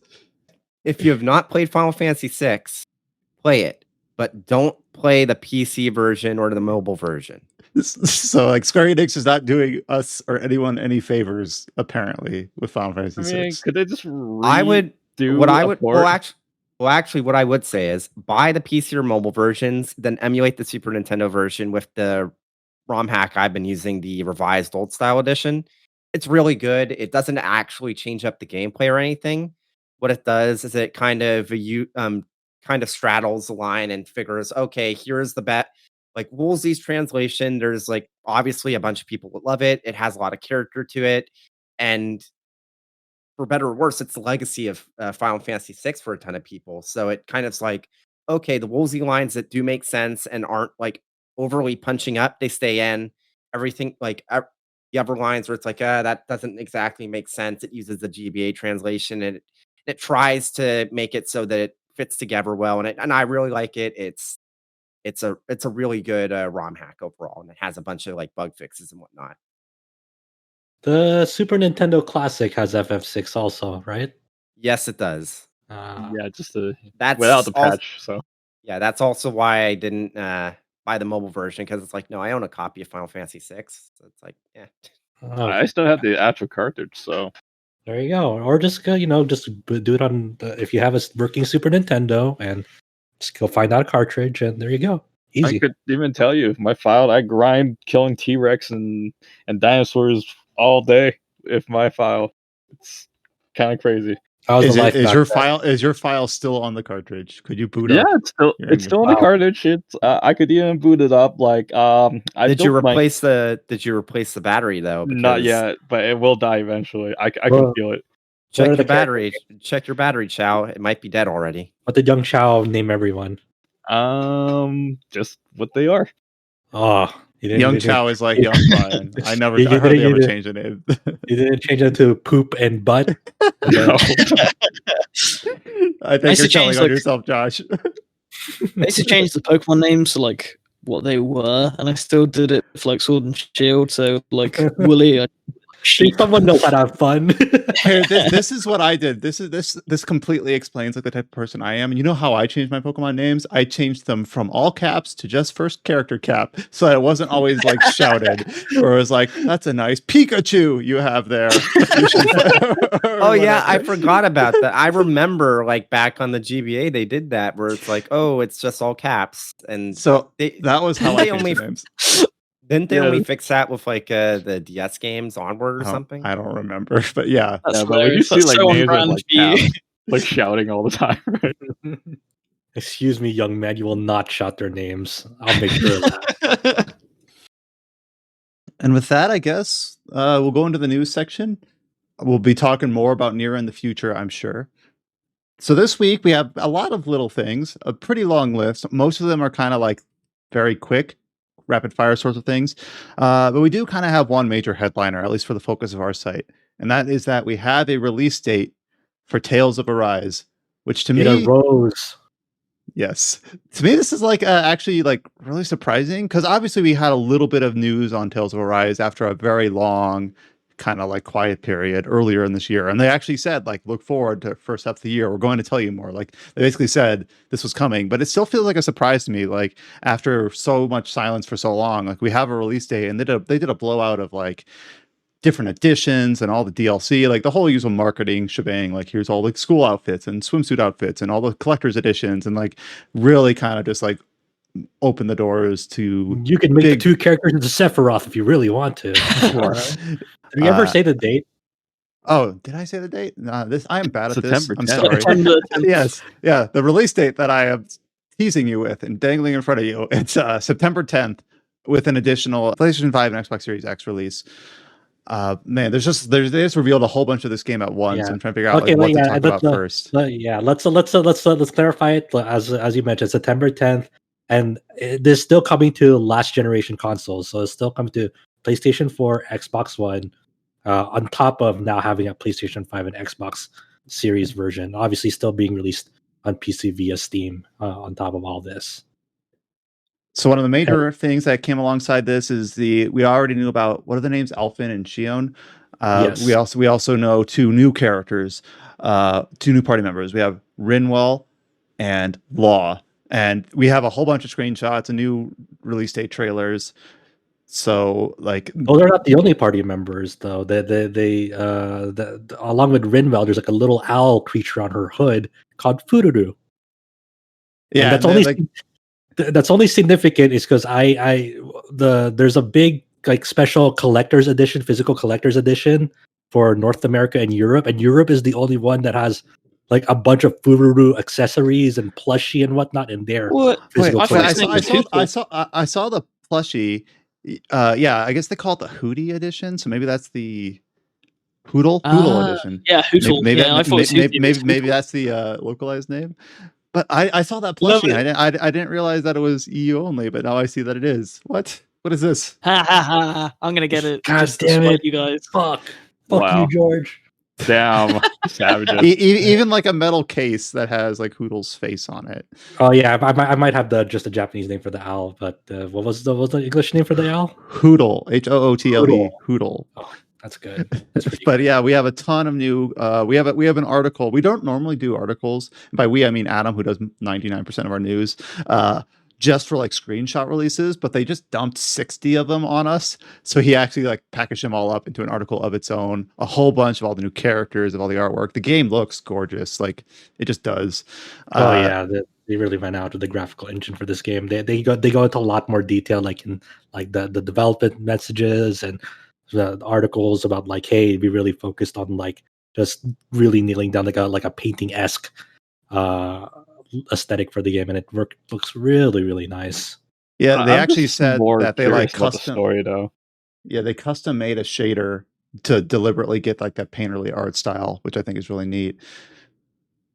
Like I was just gonna say, like all the Tales games, like their story kind of shifted in direction when it comes to their stories. Like back in the old days, it was just like a simple kind of save the world story, but at the end of the games, you usually find out that the villains are not evil. Usually, that's how all their games formula usually goes. Well, it's very up and down on whether they like execute that well or not. So it's kind of, we'll see. Like from the outset, like the premise of this game is that Alfin is the main protagonist. There's these two planets, Rena and Dana, I think, and the planet that he's from, Dana, is like being worked and like kind of enslaved by like being worked for the other planet, and like he's trying to like free the people of his planet from that. So I think that's how the general story is at the moment. So we'll see. Hopefully it turns out well. Part of the details they announced for this game is that it'll have a performance mode up to 60 frames per second, and graphics mode, which supports up to 4K. So hopefully, I wonder if the next gen versions just allow for both, like some of the Sony first party stuff. The PlayStation 4 and Xbox One versions support a free upgrade to their next gen consoles. So if you're going to pick this up for a last gen console, if you get a new one down the line, you'll be able to get this for free. Along with that, trying to think of other things. The people who are, I don't know why people are worried that they already announced all the party members, because we saw a little bit of the battle system only support 4. There's still going to be more party members to announce. They had like a big Famitsu interview that covered a lot of this, and they released like a few gameplay clips alongside this. Like I know there's like there's like the big announcement trailer, and then like the day after there was like the non-exclusive site trailer. Like there's a 7-minute trailer that's focused just on gameplay as well. Yeah. So and the ones that really caught my eye were there's like these little 25-second clips of like just showing off each character in combat briefly, and like that looks like the combat system looks really good. Like I'm very excited. Like they're already teasing like there might be flash step in the game. All the characters look generally fun to play, like from the little clips that they show. I'm just crossing my fingers they don't make the mistake they did with Berseria, where like that's a fun game, but you got pretty punished if you got hit on that, which allows you to, if you got hit in that game, you have less resources to do what you want to do, and that didn't feel fun. And one thing that I thought was weird, I don't know if this was just me, I had my expectations misaligned, but the combat is not seamless. You still, like, you run around as just the protagonist, and then, at least this was what was shown in the gameplay trailer, and then you'll run into the enemy and initiate a combat screen, which is how the series has pretty much always worked. So there's still like a combat arena where your party members will show up and then you fight the enemies. Yeah, okay. There's no combat transition. Yep. So having watched the 7-minute trailer, the gameplay one and the story one, this looks really good. Is it a George game? What's our vote? Like, Brian has been notoriously wrong in the past. Well, if you like Kingdom Hearts and Ys as action JRPGs, I can't see why you wouldn't also like this. Yeah, like it might be, you might like it, and I think it all really depends on the characters and the cast. Like, we don't really know much about like how they're gonna mesh well together, because there are definitely some Tales games that like it they're fun to play, but it's hard to get engaged with them because the cast just doesn't work or mesh well with each other. So it's very up and down. So I'm really hoping, like, everything right now seems really cool, but even Berseria didn't really capture me as it did with a lot of people. So it's hard to say at this point whether it'll stick the landing. I hope it does. It looks really, really promising. I think Berseria is one of the stronger points with the story because the cast is actually very dark in that one compared to most of the other games. Yeah, I like it has a nice story and cast, but like the gameplay itself got really old for me very fast, and like generally, like running around the it. Gameplay is a little weird. It's a little hard to adjust. I couldn't really figure it out at the end, and in the end, I just felt like I was button mashing. I think that was the biggest problem with the game. Berseria's big, like one of Berseria's big problems too is like it really disencourages you or like discourages you from like experimenting with other party members, because if you let Velvet alone, she just kill herself, and it's like, oh, I have to go babysit Velvet. That life drain mechanic, right? Yeah, which is kind of a bummer. Also, the one place where Arise could make the most improvements in my book is like just dungeon design in general, just because Berseria is a lot of like big square corridors with 90-degree turns that don't do anything interesting and a bunch of drab, bland environments. That's not entirely true, but in general, I have to say, like, though as much as I enjoy Berseria, it has one of the worst final dungeons in the game. It's like, it's simple. It's a very like linear dungeon, but it takes hours to navigate through it. Yeah.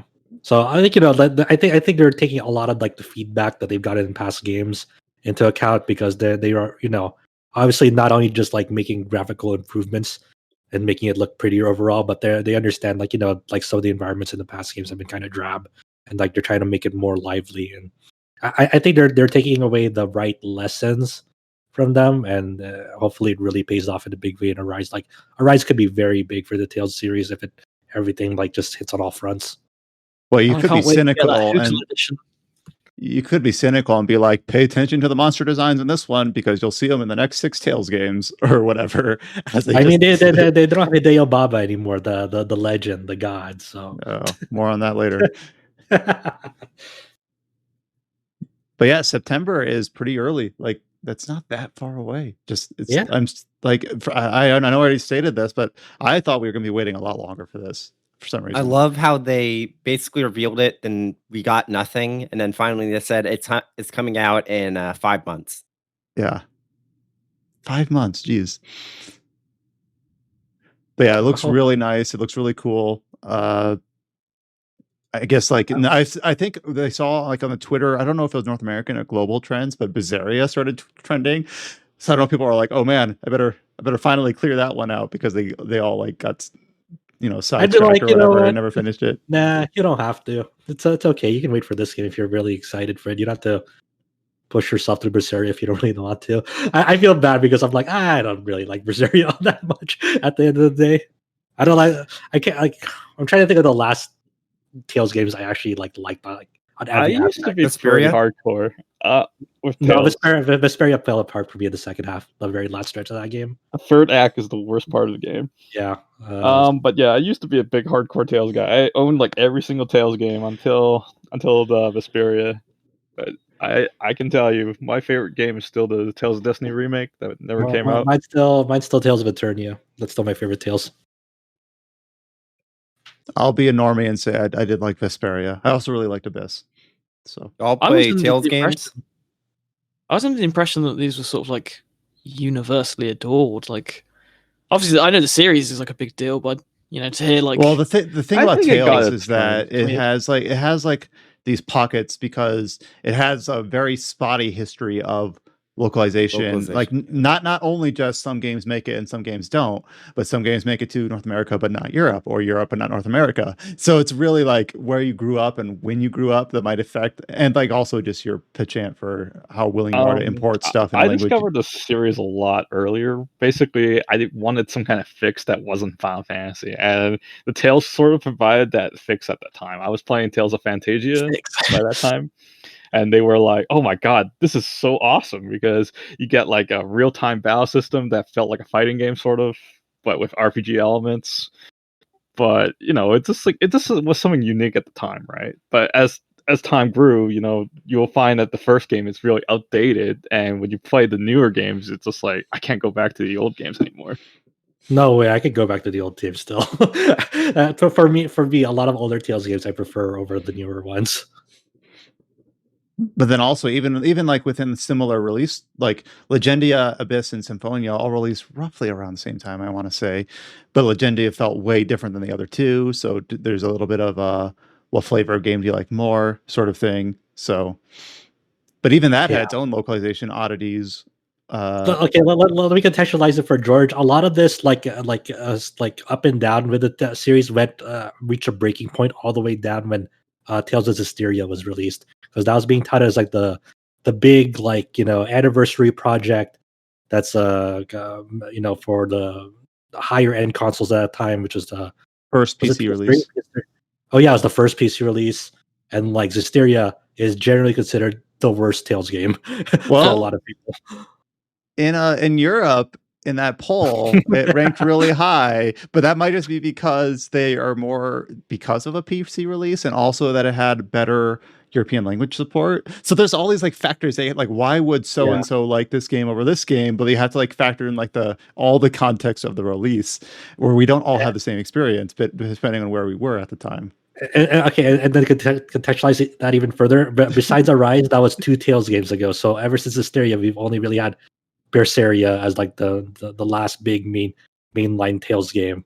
So like in a sense, Tales is still trying to recover from that, and people are like really looking and hoping forward to like, man, I hope there's like a new Tales game that's good, that's not associated with Hysteria, because Berseria was very much associated with Hysteria.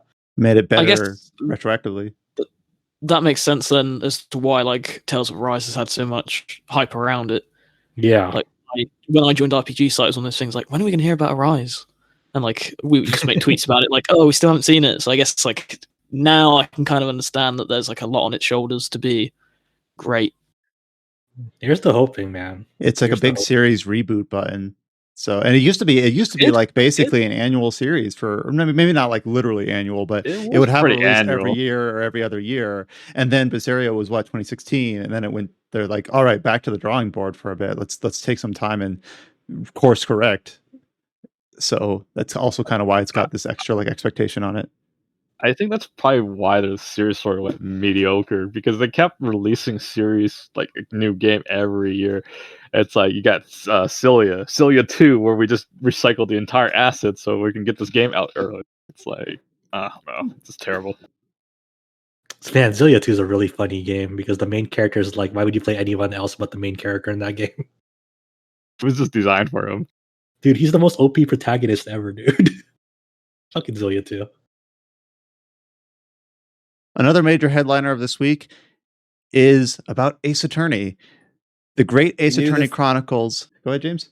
So Great Ace Attorney was those 2 Takumi directed Ace Attorney games that everyone in the West wanted us to get, because it's like, hey, it's Ace Attorney with Sherlock Holmes. Now it's Sherlock Holmes, because they got tired of waiting for the Doyle estate to have no legal leg to stand on. To not bury the lead, it releases on Switch, PS4, and PC on July 27th. So like same day as The World Ends With You, Neo. So fucking sucks because I have to choose. Okay, so it's like PC via Steam. To clarify, it's like we don't want to bury the headline here before everyone gets into it. Yeah, like you said, PS4, Switch, PC via Steam, July 27th. $40, really good deal. Like, they're 2 great Ace Attorney games. Well, yeah, this is to clarify, there were 2 great Ace Attorney games that released in Japan, and this is being bundled with both of them. So yeah, I get 2 for 1 in this release. Wait, okay.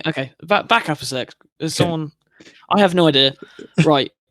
Sherlock Holmes. I've seen the memes. Is that seriously why he's called Sherlock Holmes? So yes. let me provide some context to that. Perfect. So in the original Japanese release for this, he was Sherlock Holmes in that release, but because of the way Western copyright law is, in the games, it goes over it recreates one of the most recent books in the Sherlock Holmes story, like timeline. And there's like a series of Sherlock Holmes books that the Doyle estate has copyright over. Most of them are in the free domain, public domain, because enough time has passed. But because one of the later stories is being adapted for Great Ace Attorney that hasn't been released in the public domain yet, they had to find a workaround for that, and that's why they went with Herlock Sholmes to bypass that.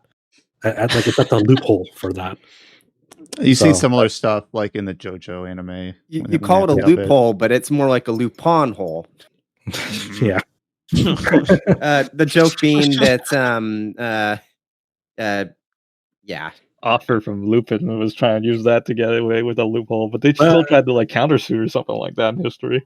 But does that make sense, George? Because I know it's a weird thing too. Yeah, that does make sense. Okay, so yeah, and this is gonna be dual language. It'll be Japanese, and then they're also having a full English dub for this release, and it remastering assets, making it look good. It's really, I think how it is one of the games primarily takes place in London and the other takes place in Japan. No. Was it? The way it works is that the first case in the first game takes place in Japan, and then all of the other cases take place in Britain. Yeah. I did play the fan translation for the first one. It's very good. I am super excited for this, so I can finally play the second one, because there's a reason that ever since the second one came out, they've only really ever sold both of them in the same package, because they're one story. It's basically just one singular story across two games. So wait, is it like just one case or something? No, not one case. The story, like it's like a direct continuation. Oh, I see. And you can play this without having played any of the other Ace Attorney games. It doesn't have any bearing on the rest of the Ace Attorney story, considering this takes place 400 years before them. So yeah, I really like the first one. One of my favorite Ace Attorney games, and every single person I know that's played the second one says second one is probably the best Ace Attorney game in the series. So okay, I have more questions. Wow, that's a pretty hard sell. What is the Ace Attorney games that are like? They're like point and click adventures. No, wait, I hadn't finished. I know what Ace Attorney is, but what's the ones that's not Phoenix Wright? It's his successor, but he's still sort of in it, but he's not. Apollo Justice? Character? Yeah, that's Apollo Justice. And that's it. Yeah. Sorry, I just wanted to remember it.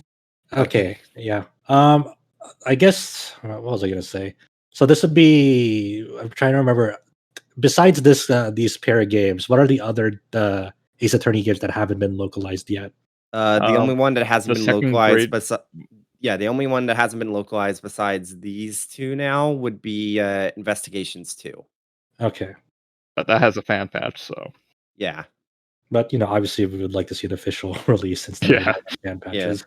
So yeah, that's cool. I mean, finally people can get to experience these games. I haven't played them, so I'm really excited to. Yeah, I didn't want to go for the hassle of patching them.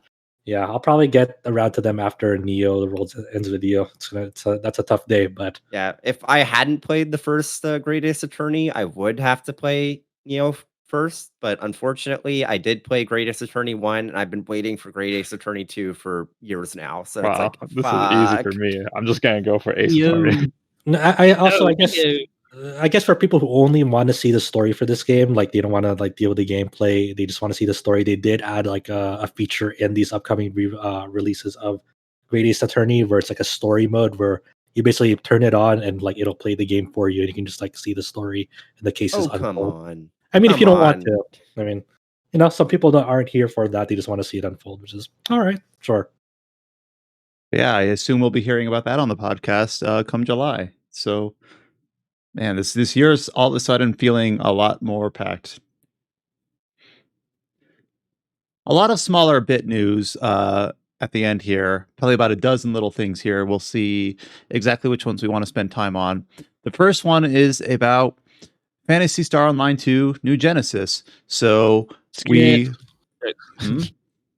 Hey. I know that Brian at least has a horse in this race. So. I know, I'm joking. I know. Just want to annoy Brian. So they've revealed that it will launch simultaneously in June. So no Japan and with the global tag-along delayed version, but it will release in 2 months worldwide. before that, though, they did reveal that through the Xbox Insider program on PC, you'll be able to sign up for an English version of the closed beta test in May. And then additionally in May, they will distribute basically a character creator / benchmark software for New Genesis, which runs on a new engine. Eventually, PSO2, Phantasy Star Online 2, will get an engine update globally that Japan got a few months ago. But that hasn't happened yet. I don't know if that's dated. But I do know that in one of the screens for like recommended hardware for this, they recommend like a very up-to-date CPU, like an Intel 10900. So technically that's for like max settings, they said. Yeah, but it's also just like if the game is going to have a 7-8 year lifespan, obviously in 4 years the requirements won't seem so sky high. So they're aiming high to start out. But I'm interested in this. I did sign up through the Xbox Insider program. It wasn't very intuitive. The app doesn't make a ton of sense. There's barely anything on it. But I pressed a few buttons and it said I was in, or not in, but like registered that I might be in. So hopefully, it's kind of weird because I have a few things that I want to do on like my base file, my Phantasy Star Online 2 file, to kind of like close it out, so to speak. Like, all right, I got the best gear. Now I can leave this behind me before I go on to New Genesis, even though none of it like carries over. I guess some skins Carry me, Brian. I'm going to play this game. Carry me, Brian. Well, the main thing that I'm need to decide is I played basically a spellcaster of Force before. And I'm like, do I want to do that again to see how it's different? Or do I want to do something like completely new? I haven't really decided yet. Like, I haven't really thought about the class we're going to play in this either.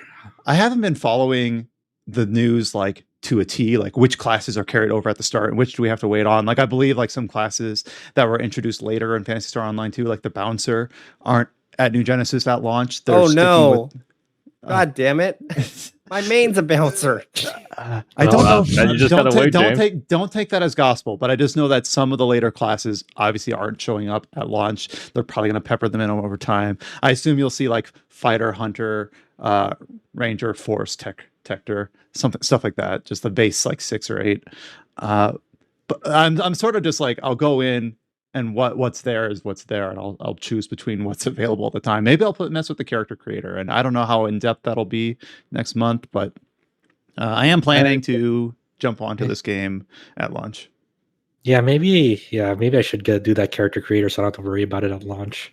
Like, I was traumatized with my previous Phantasy Star Online 2 experience, but I'm going to give this a shot because that was at a time where PSO2 was only available through the Windows Store or the Microsoft Store on PC. Well, I have good news for you, Josh. The closed beta is being done through the Windows Store version. Well, I'm not doing the closed beta. I'll do the character creator if they allow it on Steam or whatever. If they release that through Steam, then we're good. I'm never touching any other version of PSO2 again besides the Steam version. For anyone that doesn't have context, like Josh had to like dig into like registry hell to clear a hard drive of like a failed uninstallation of the Windows Store version of Phantasy Star. Yeah. And even though the Steam version, as far as I can tell, runs pretty well and is intuitive and makes sense and doesn't do anything you don't want it to, I still play through the fan-made launcher, the what's it called, PSO2 tweaker. And as far as I know, they're planning on making it compatible with the New Genesis version because it's going to be like two halves of the same client. Like obviously it's not Phantasy Star Online 3, it's 2 and then like New Genesis. And I don't know if they're going to share like data centers or ships as they call them like in universe, but I'm kind of going to be keeping an eye on what the folks over at PSO2 Tweaker, how they're going to implement it into their like custom launcher. Basically based on precedent over the last year, I assume they're going to do a bang up job. So we also got another release date for another PC game. Ys 9, Monstrum Nox, will release on Nintendo Switch and PC in July. In North America, this is July 6th. In Europe, it's July 9th. In Oceania, it's July 16th. So this is another game that I have to earmark for July because I did not play this when it released on PS4. And I was waiting for I play it again on the PC. Haven't you played through the game twice? Yeah, I was gonna say it's like part of me wants to play it again on PC, but then the rational part of my brain saying you just got the platinum trophy 6 months ago.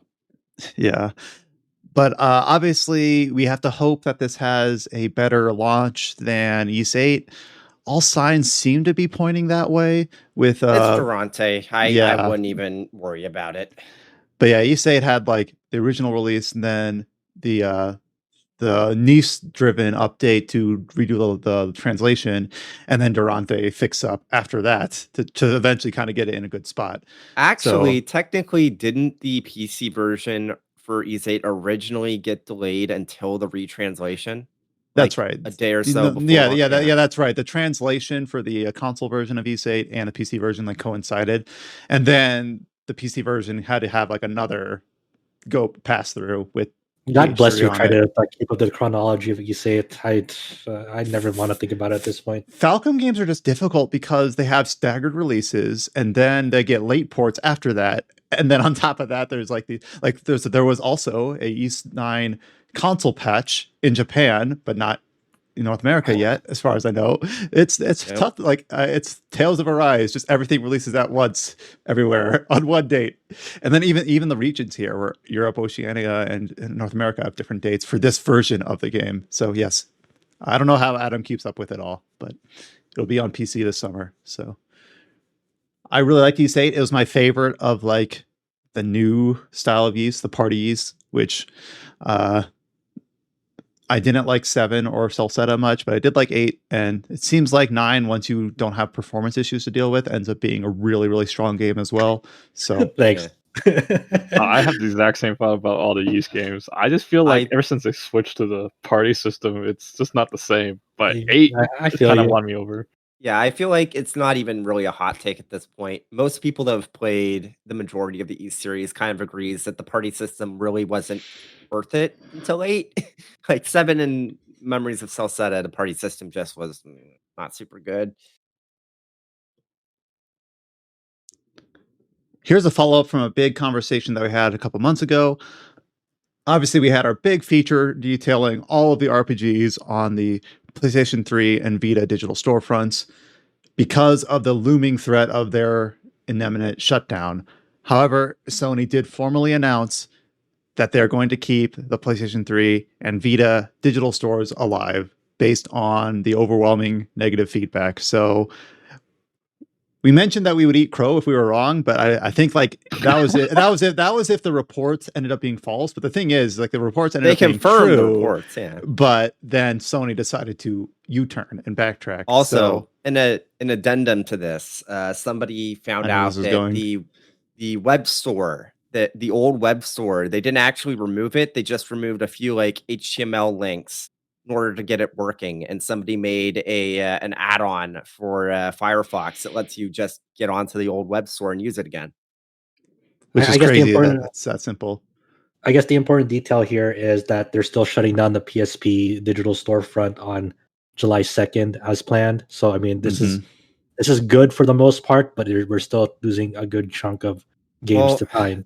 So to be fair, the PSP storefront has kind of been half dead for like 4 or 5 years now, something like that.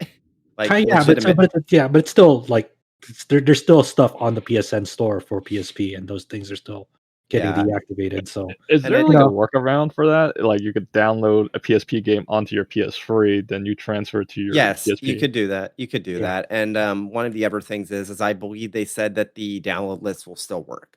So we'll see. And then there's still talk of like, I don't know if this was like a glitch in the system or if it never got fixed, they didn't follow up. But there was still a handful of like PS3 updates that people couldn't get anymore for some games or some games in certain regions. So I didn't follow up to see where that went, but those went back up. It was just like some momentary turbulence with whatever like backend they used to hold PS3 updates, because people were able to eventually download them. It was just some network troubles, because I mean, that stuff happened when the PS3 was new. Like PSN was not a very solid infrastructure when the PS3 and PSP were new. Yeah. So, okay. So obviously we made those big features where we provided the big list of all the RPG focused games on those systems and all those storefronts. We updated it to show that yes, the stores, at least for the Vita and PlayStation 3, will stay up, but still kind of a nice repository to say like these are all the games that are kind of on these storefronts that you should definitely check out because they aren't available conveniently like as a PS4 port or later. So still very glad that you guys put that list together. Yeah, I guess we should just mention, like, when Jim Ryan put out the statement, and president CEO of Sony Interactive Entertainment. So I'll just read like a few of what like their mindset was when they announced this on the PlayStation blog. When we initially came to the decision to end purchasing support for PS3 and PS Vita, it was born out of a number of factors, including commerce support challenges for older devices and the ability for us to focus more of our resources on newer devices where a majority of our gamers are playing on. And then, it goes on to say that, like, now we see that there's an incredible passion from the community to keep these up. So, like, their mindset was that, hey, especially on the PS5 digital storefront, it's still not there. You see where the web store is now, the modern web store, it's still a mess. And you can easily see Sony these days being like, we want to dedicate more people onto these projects of like getting those up to snuff. And and then that's the consequence of like, hey, since we have to reallocate these people, we have to end support for these legacy stores. So I wonder what their solution is now. Like, are they hiring more people and training them to deal with that end, or will updates to the PS5 storefront and the web store, like whatever updates they might be planning for it, is that now further pushed out because of this change? So cause and effect. Yeah, it's one of those things where it's like if updates to the PS5 store are slower than they would have been, but we were ignorant to how slow they would have been. Like, I don't know, on the consumer facing standpoint, it doesn't change a whole lot of our expectations. I think a lot of people have already kind of made their peace that the PS5 store is limited, pared back compared to the old one, at least for now. I expect over time, over the console's life, it'll get updated, but I hate this saying, but it's kind of one of those things where it is what it is. Like, you don't really have a choice in the matter. Yeah, we're on the whims of whatever the big companies want to do. Yep.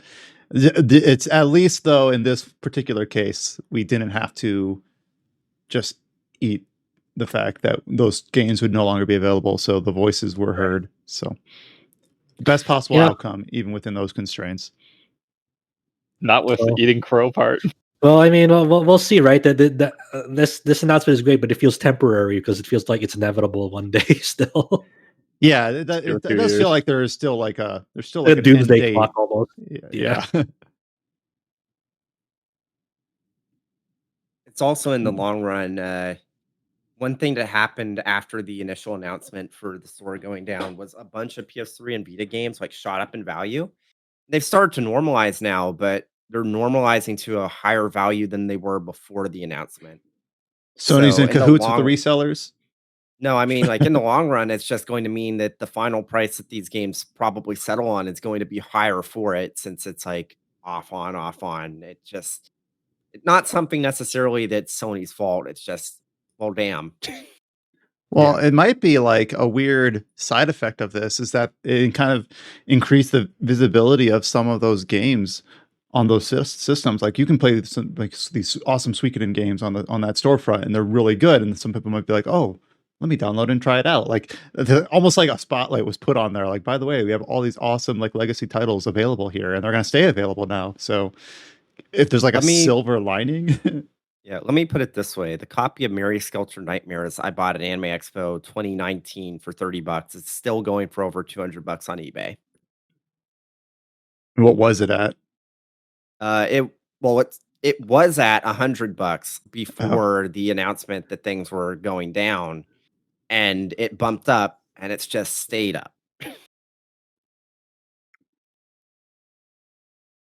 Maybe we should have talked about this during the NieR discussion earlier, but during one of the release live streams for NieR Replicant Square Root of 1.5, Yoko Taro did announce that he is working on a brand new digital-only title for Square Enix. We don't know a lot of details other than some vague generalities about the game is difficult to explain. It's somewhat unusual. It's both nostalgic and new. So it's It's Drakengard 1, baby. Let's go. Drakengard mobile game. I like how you both immediately go to Drakengard. Come on, gacha is the most depressing genre of games you can play, and it just totally fits Yoko Taro's mindset. I hope it's not gacha. If it's not a mobile game, I hope it's a console game, just digital only. That's fine. If it's smaller scope, sure, but like that'd be interesting to see. But look, he said it feels nostalgic in you, and you know what comes to mind? Drakengard. Oh, that's nostalgic in you. Imagine ports of the free original games. The digital only bit though, that kind of confuses me. Why that makes me think that it is like a mobile sort of thing, because like it isn't always worth mentioning that it's digital only if it was going to come to consoles. Like maybe I'm overthinking it, but that bit has just tripped me up to make me think it's like mobile. It does seem like a weird thing to specify nowadays, where it seems like nowadays you could just announce a game and by happenstance it might end up being digital only, and you don't have to like exactly. You don't have to call that out. It just sometimes is. Where here they decided it was important to specify up front, like before we know anything else about the game, which is actually that is kind of interesting that they put a focus on it. People know it's a smaller scope game probably. But I feel like eventually, within a few years, we're going to be out of the mindset that digital only means that it has to be smaller scoped as well. But Demon's Score 2. No one remembers that game. It should be Demon's Score 2 then. You made that game up. I don't know. Sure, why not? I mean, at this point, Taro has too much power, so let him do what he wants to do, I guess. All right, a few other odds and ends here. We have another countdown website that ends on May 7th from SaGa, counting down some sort of Judgment-related teaser.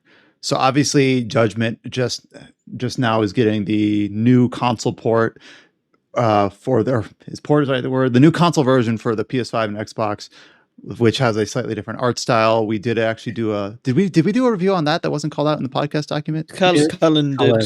Oh yeah, he did. Yeah. All right. So yes, Cullen did write up a nice feature about the next gen or current gen version of Judgment. So go ahead and read through that. Obviously, it runs at a higher resolution and frame rate. That's the main draw for playing this new version of that game, though it does take a little bit of a different turn in terms of the game's visual identity.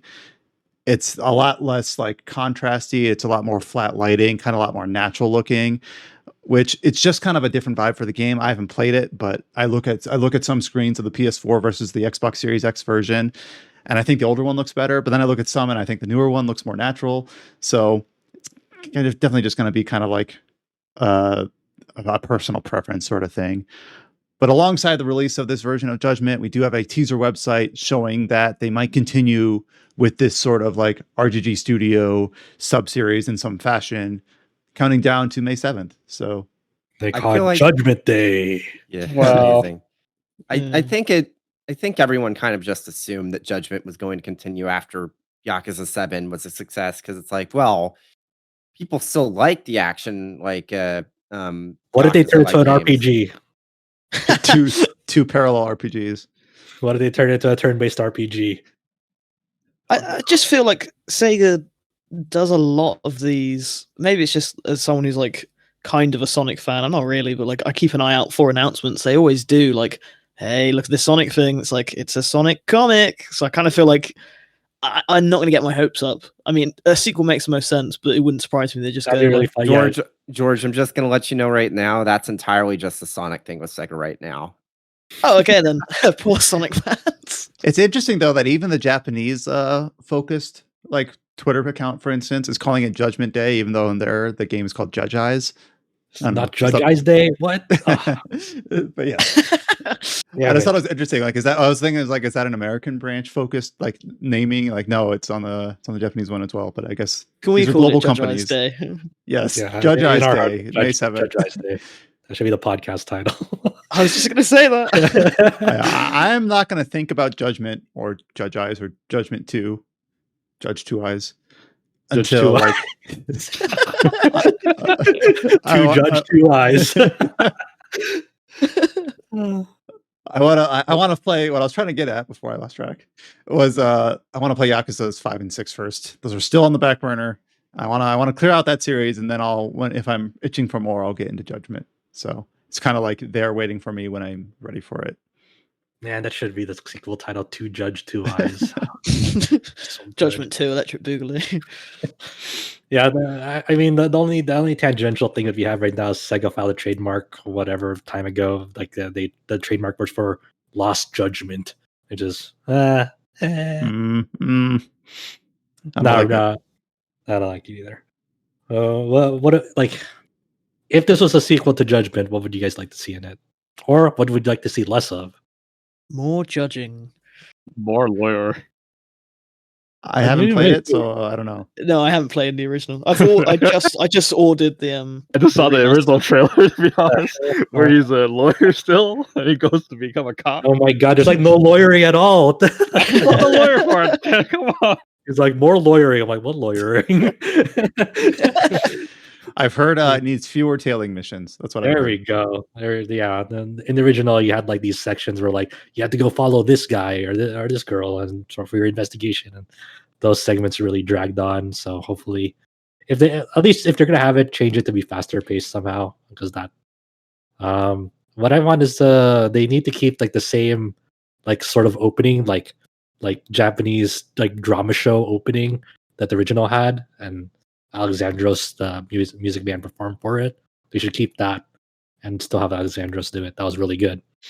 That's like the only thing I really want. Other than that, it's like I know these characters are cool. I know it'll probably have a cool story, whatever it ends up being. Speaking of future announcement like presentations, I'll also throw in that we're having a Monster Hunter focused one a bit earlier on April 27th, focusing on the incoming Monster Hunter Stories 2, which releases in July, and then the first free title update in April for Monster Hunter Rise.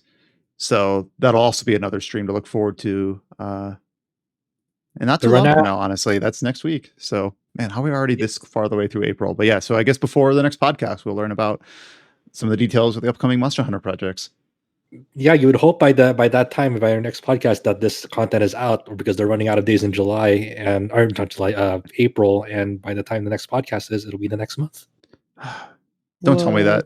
I like how we're already back at like regular calendar speed now that we're seeing the light at the end of the tunnel from the 2020 carryover of garbage. But I don't know. In a way, it feels nostalgic to have like not enough time to play through all the games we want. So. But yeah, I guess it'll be interesting to see like how many reasons they give James to get back to Monster Hunter Rise and how much they improve on the end game. So we'll learn about that title update in just a few days. Alex Seedhouse and I have to do the 20-hour streams again. No life. I want amazing. I want to go into work and see you guys playing it together on Discord, and then I want to come home and you're still like going together, and you're like, that's what it was. You just like lived in the Monster Hunter room for 5 days. It. So someone like locked us in, throw away the key, and then we're like, all right. That's the quickest Alex Seedhouse has ever finished a game. It's because because I dragged through it. All right, what else should I focus on here? I guess, is it time to talk about Sakura Kakumei? All right. So I will have to hand this over to Josh because I am not versed here, but we have a couple mobages that are seeing end of life soon. Yeah, so this is like weird. So this is one of the most, like, it had a big marketing budget, but the light works is Sakura Kakumei Hanasaku Otometachi is ending service on June 30th. It barely came out last year, mid-December. I want to say like December 12th, maybe somewhere around there. But this is kind of very big 6 and months. very That's what we're looking at. Yeah, so it didn't even reach its first year anniversary.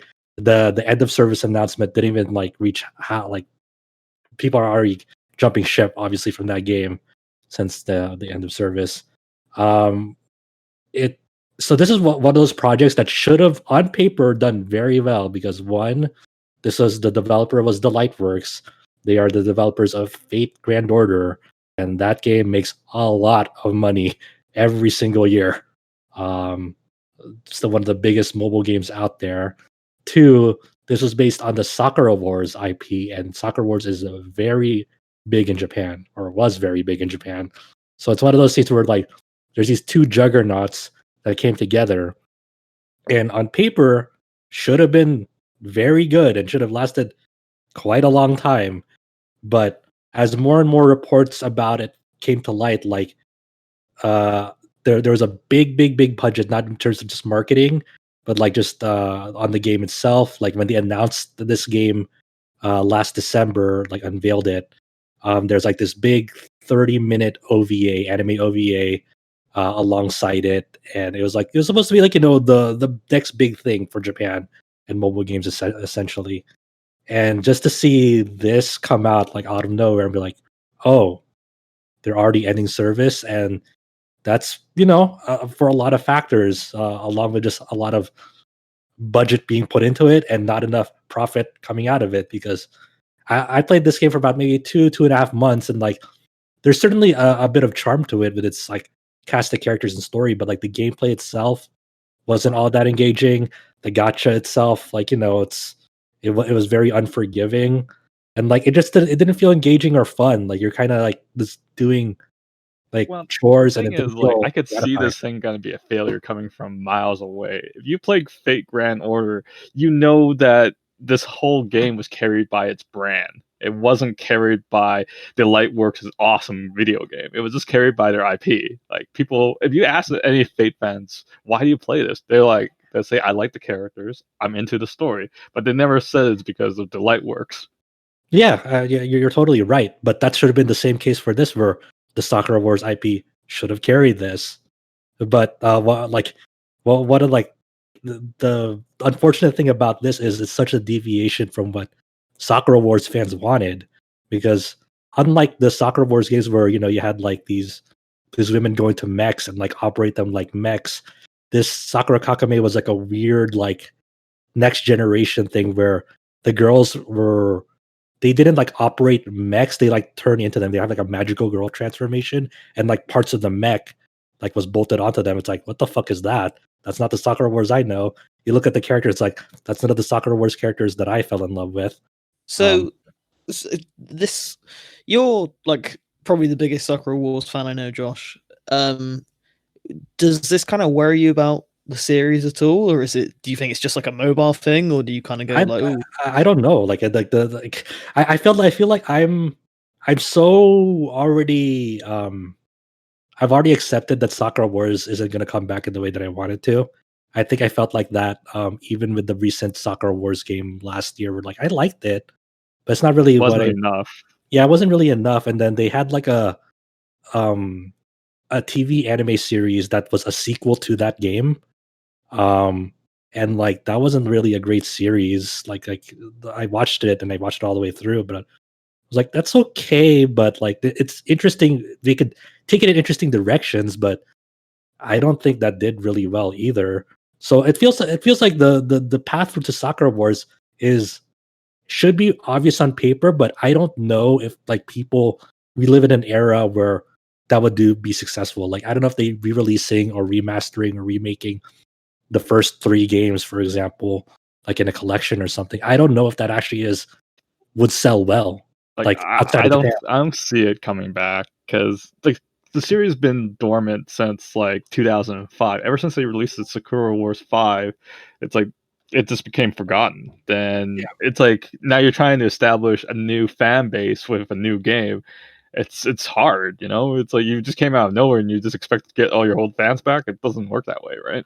Right. You need to reintroduce that. You have to like establish like a solid base and put your best foot forward. If they wanted to do that in this age, you know, that this wasn't really the way to do it. I can understand like their philosophy that we don't really want to have ties to the old ones because they're so far gone. Like then I don't know.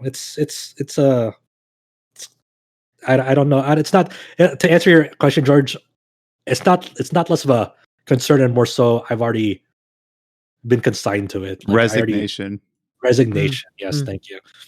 Yeah, I can say there's all kinds of things going on. There's even like drama behind the scenes with the game, because there's like what is it? We were talking about Tales earlier. We got Hideo Baba working on it apparently, but it's never officially confirmed. But apparently, there's a lot of evidence to support that he might be, but they're never going to confirm that. Like, hey, yeah, you're right. He's working there. It's like we can only trust, like, if the convincing reports are right about it.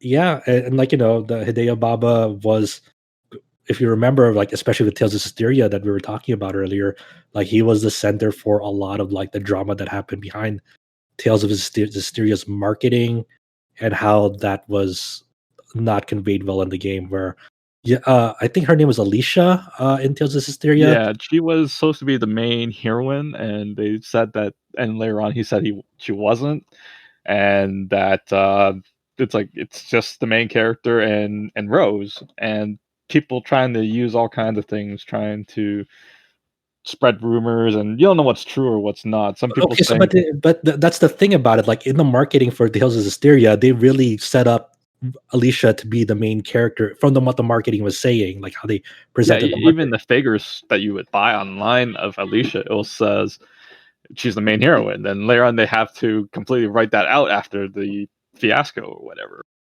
Yeah, so it's kind of like misaligning like expectations. Like, people were like, when people announce like a main heroine or a main hero in the game, and like, oh, there's gonna be the character that I'm going to be spending the time the most in the game. I really like her. I really like him. They seem really cool. Like, and you trusted the marketing and what they told you about the game. Like, usually that should be, fine. So, sorry.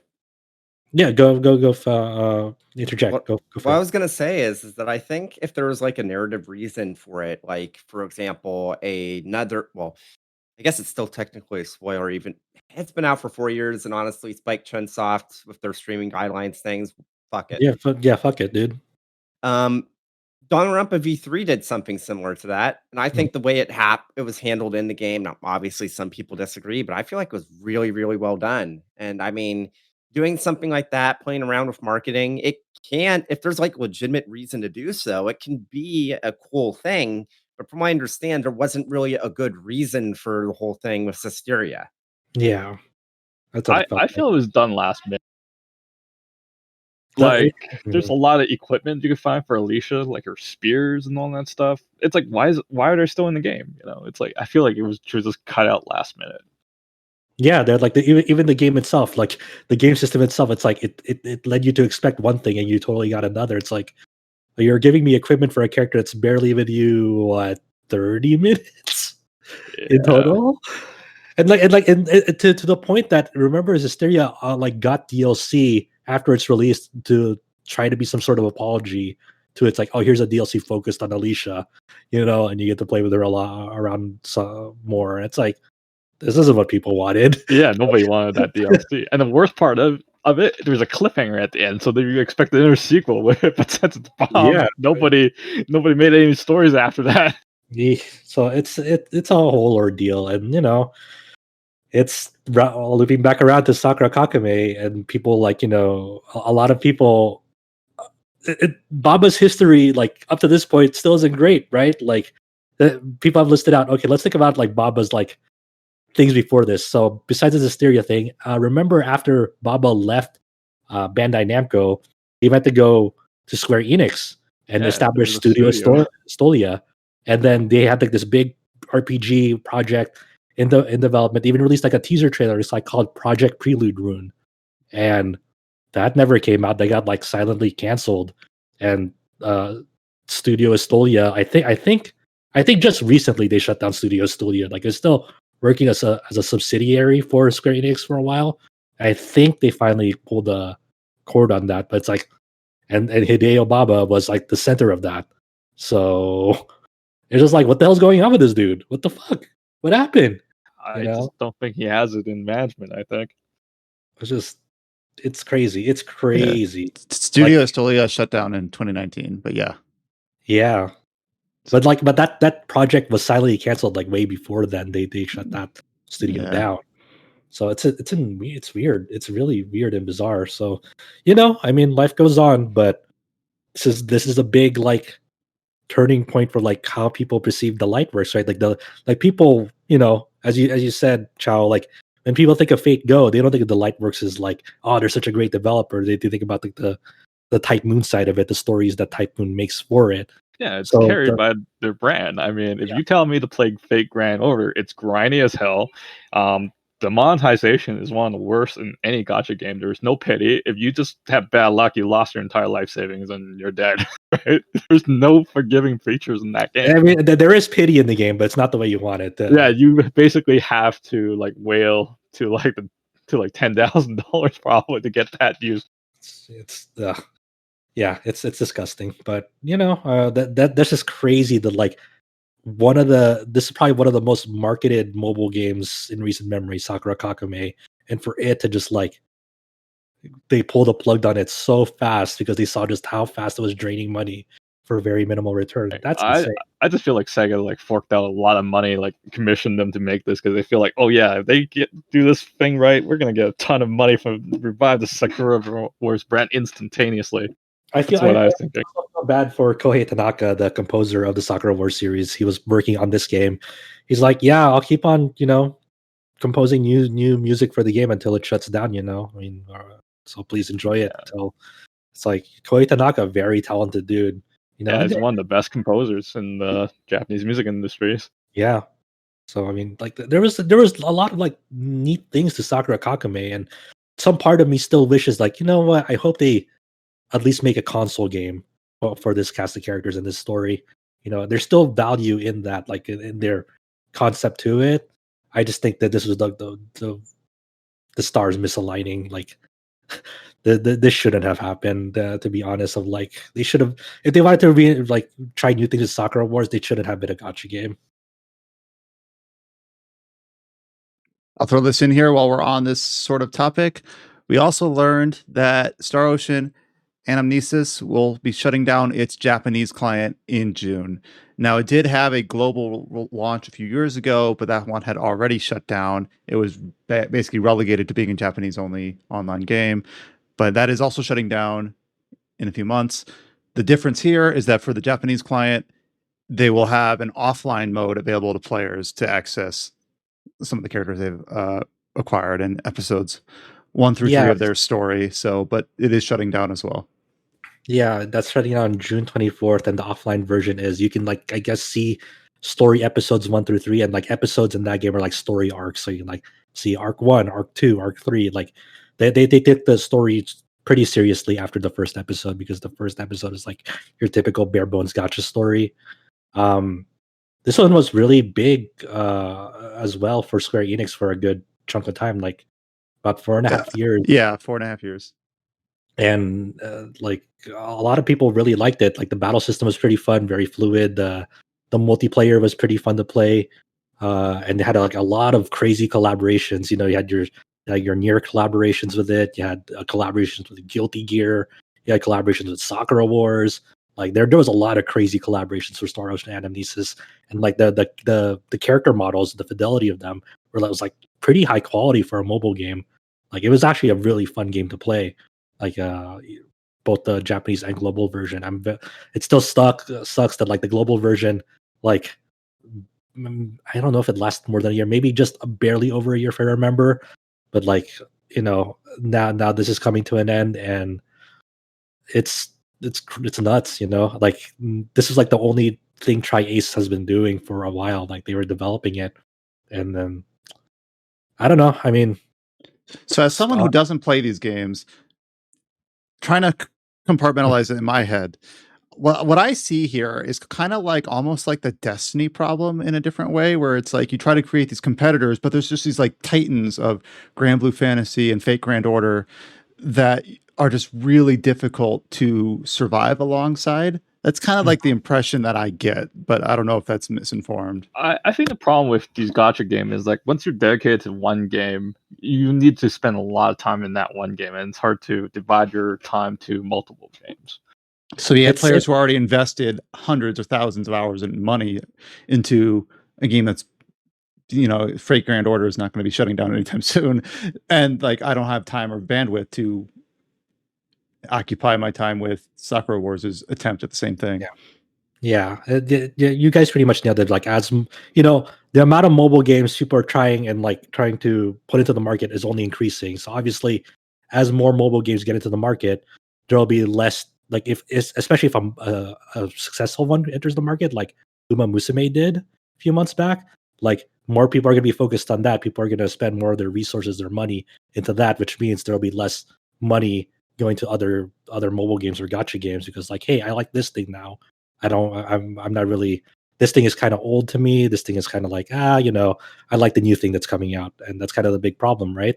I think that's kind of, oddly enough, I think the release and the massive success of Uma Musume like played a factor into like these other bigger gacha games getting shut down, Sakura Kakumei and Star Ocean and whatnot, because that has been like a big driving force right now in Japan of like just generating revenue and interest, and like all eyes are focused on Uma Musume in that market. Like, if you recall, especially for Chao, like Granblue's first year was not good at all. Yeah, it wasn't good, but during that time there wasn't much competition. Exactly, and Fate Go was in a similar space where the first like year of that game not good at all either. But with at that time when they released, like, there was less competition, but so that allowed them more leeway to like really hunker down and try to rework, better improve what they had. These days, if you are a mobile game and you have a gacha system in it and you don't display like any sort of promise very fast, you're gonna sink like Sakura Kakume. That's the industry now. You need to have a very good launch like Uma Musume does, and have like eyes and attention on you in a big way. Because if you just get drowned out by the competition, you're not going to make it.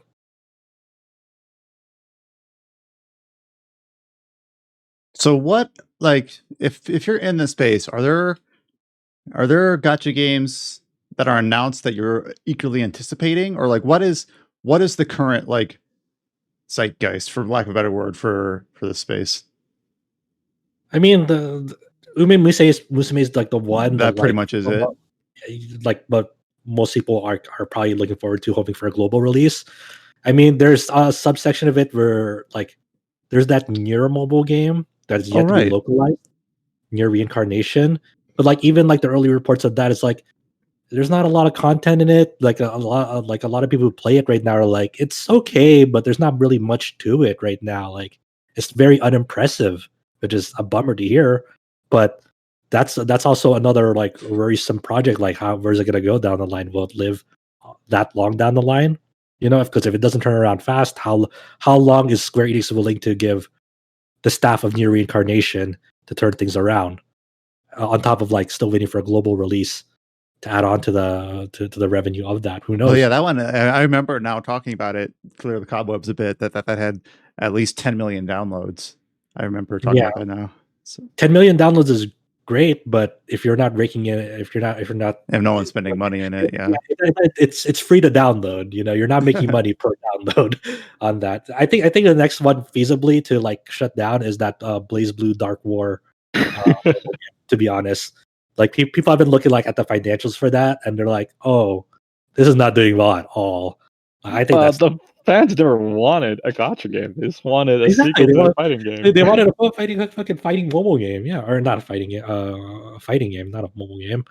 It's like, so that's probably the next one to sing, to be honest. But that's just the reality of things right now. Oh yeah, that reminds me, the Super Robot Wars Cross Omega is shutting down too, like in a few months as well, and that's been a somewhat long running one, maybe as long as Star Ocean Anamnesis, I think.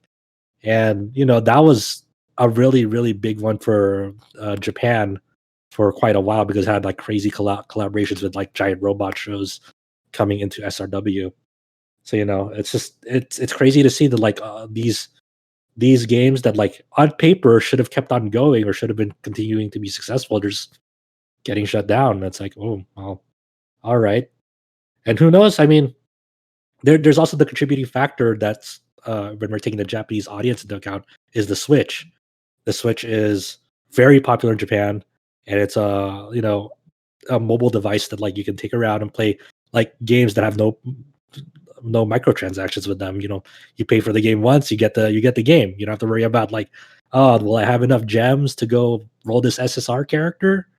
Until Genshin Impact releases on Switch eventually. Yeah, the real game changer, right? Yeah, that's also you're right. I totally forgot Genshin for some reason, but but we got Brian his PS5. He can get Genshin on his PS5. Yes, I think the combination of Uma Musume and Genshin Impact actually a lot of mobile games saw the writing and it's like, oh, can we do this? It's like, I don't know, against these new games. So yeah, you're probably right that it's Genshin probably had an impact on this too. Well, that's one of those now new titans that I mentioned, maybe in the space that you have to try to peel people away from. It's like developers need to know it. It's like mobile is just not cheap cash grab anymore. You need to spend a little bit of effort if you want to profit in this. Not even a little bit. You need to spend a lot of effort to make it. I'm just saying, right? In general, like they just like most of them has been the bare minimum effort, and they're like, "Oh, my game bombed. I wonder why." It's like because there's already a big market out there. It's like people already established the market.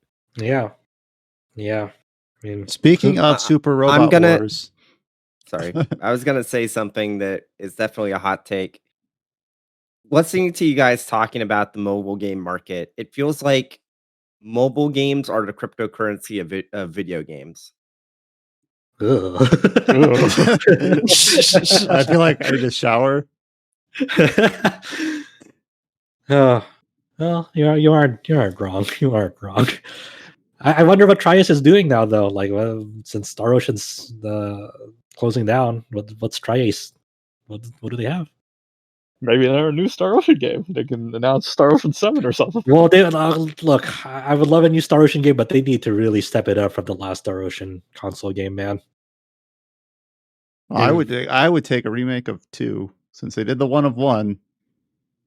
That's the most logical thing to do next. To be honest. I don't even know who headed up that remake. Anyways, it's a little bit of a tangent, but you mentioned Super Robot Wars earlier, and you also have listed here that there's an event related to that franchise or IP coming up soon as well. Are we expecting a new game announcement here, or what are they showing on July 11th? So on July 11th, they're going to have an online digital event called Super Robot Wars Hagane no Cho Kanshasai.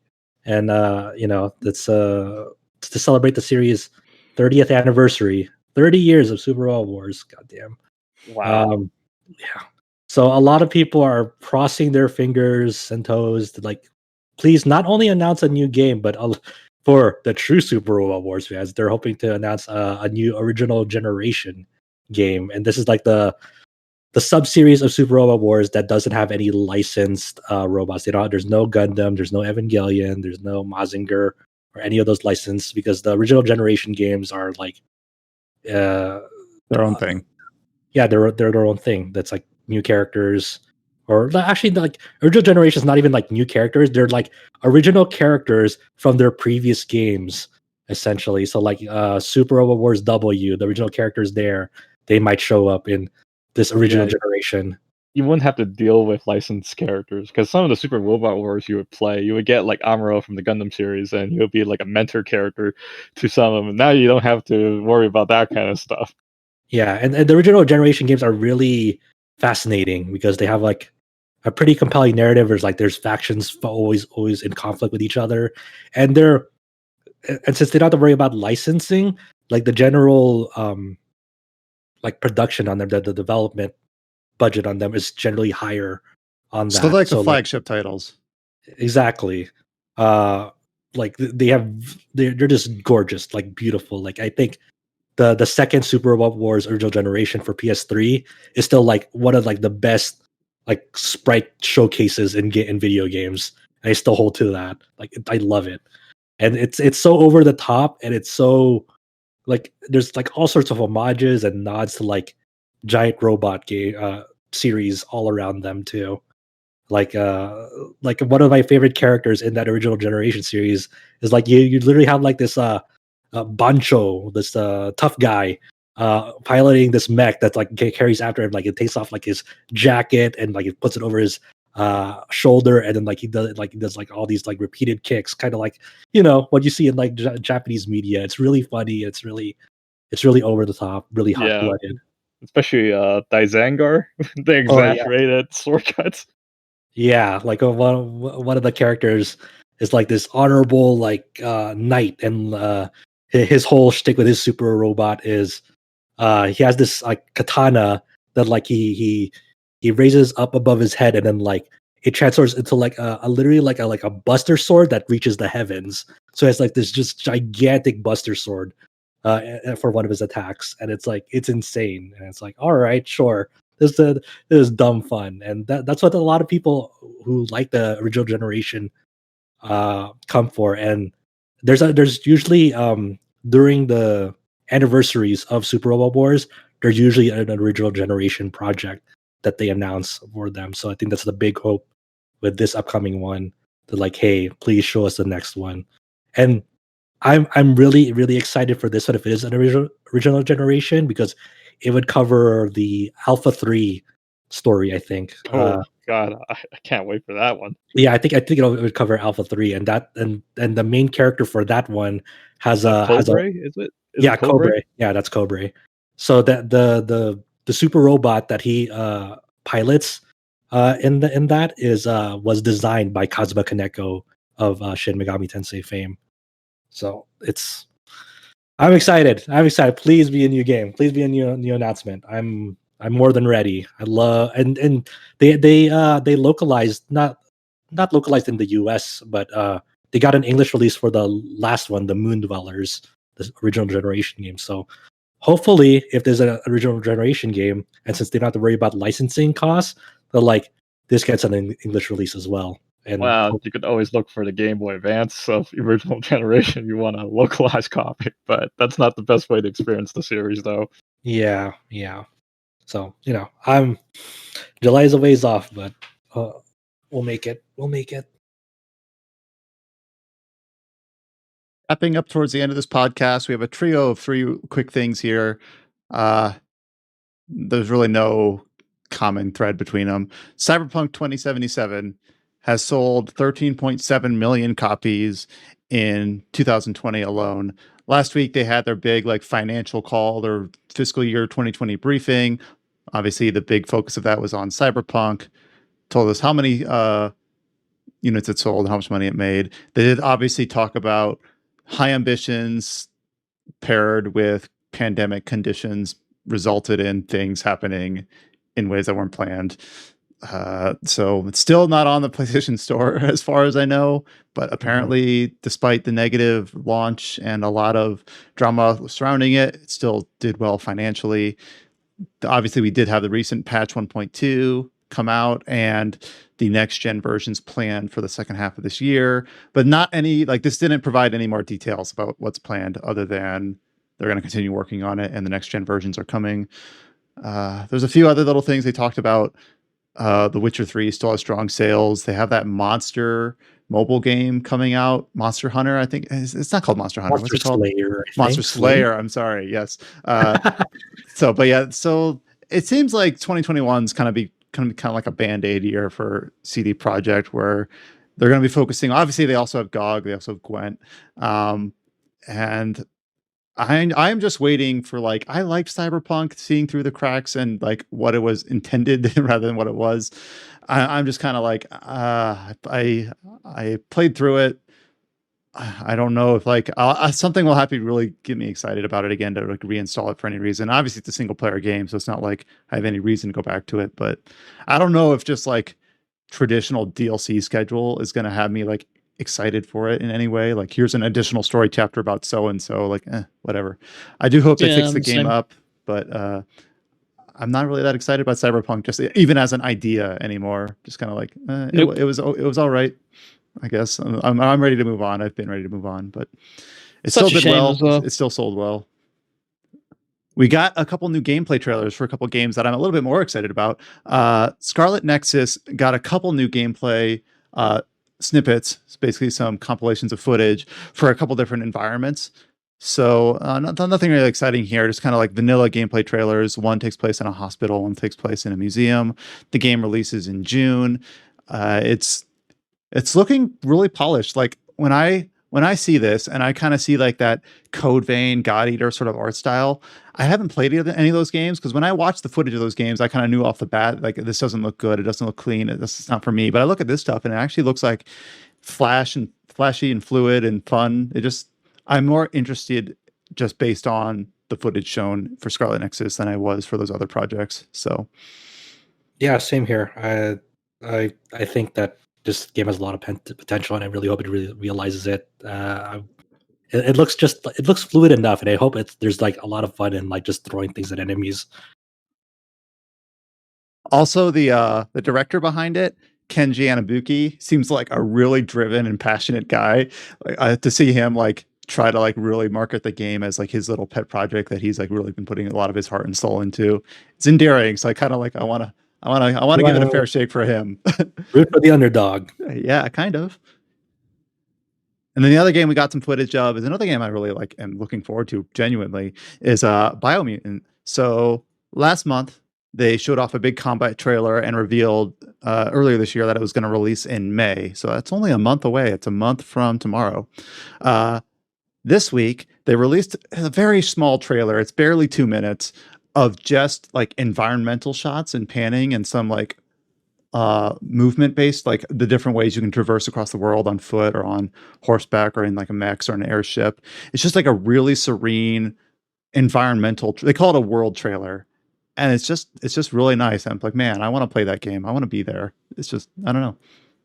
I don't know if George feels the same way. I know he's also kind of been pretty excited on this one.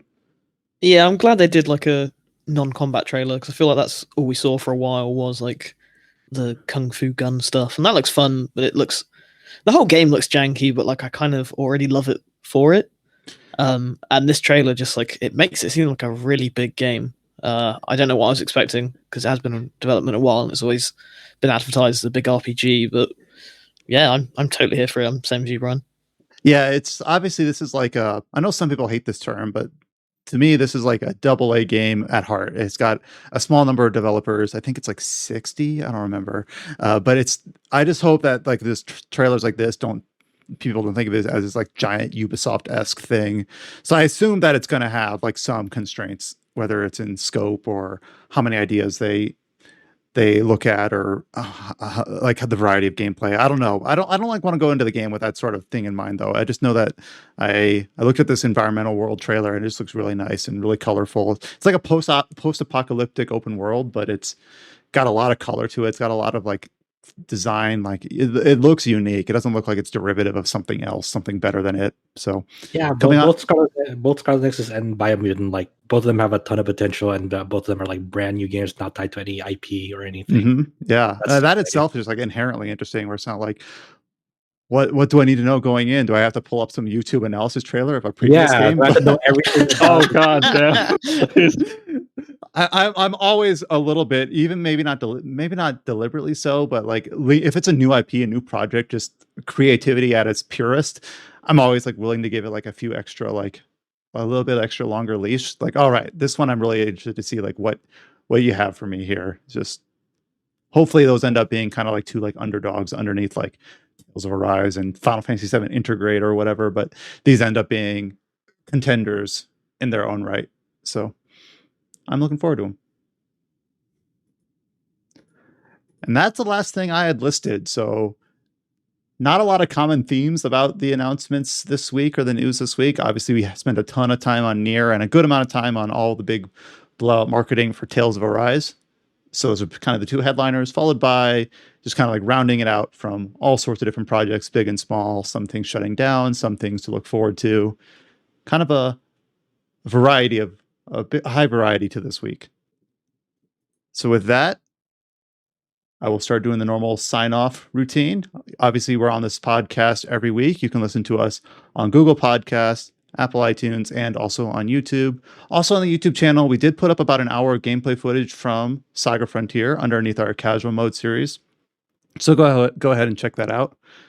You can always visit the website itself, rpgsite.net, to read the features that we talked about, the SaGa review, the NieR review, Disco Elysium review, and then also the feature that Cullen put out for the new Judgment version. And you can click the link at the top of the page there to go to our Discord channel to talk about NieR or Monster Hunter or whatever you want. And you can follow us on Twitter at RPG Site to get all the birthdays, all the anniversaries, and all the news links as well. But until next time, stay safe, take care, and we'll see you then. Play NieR.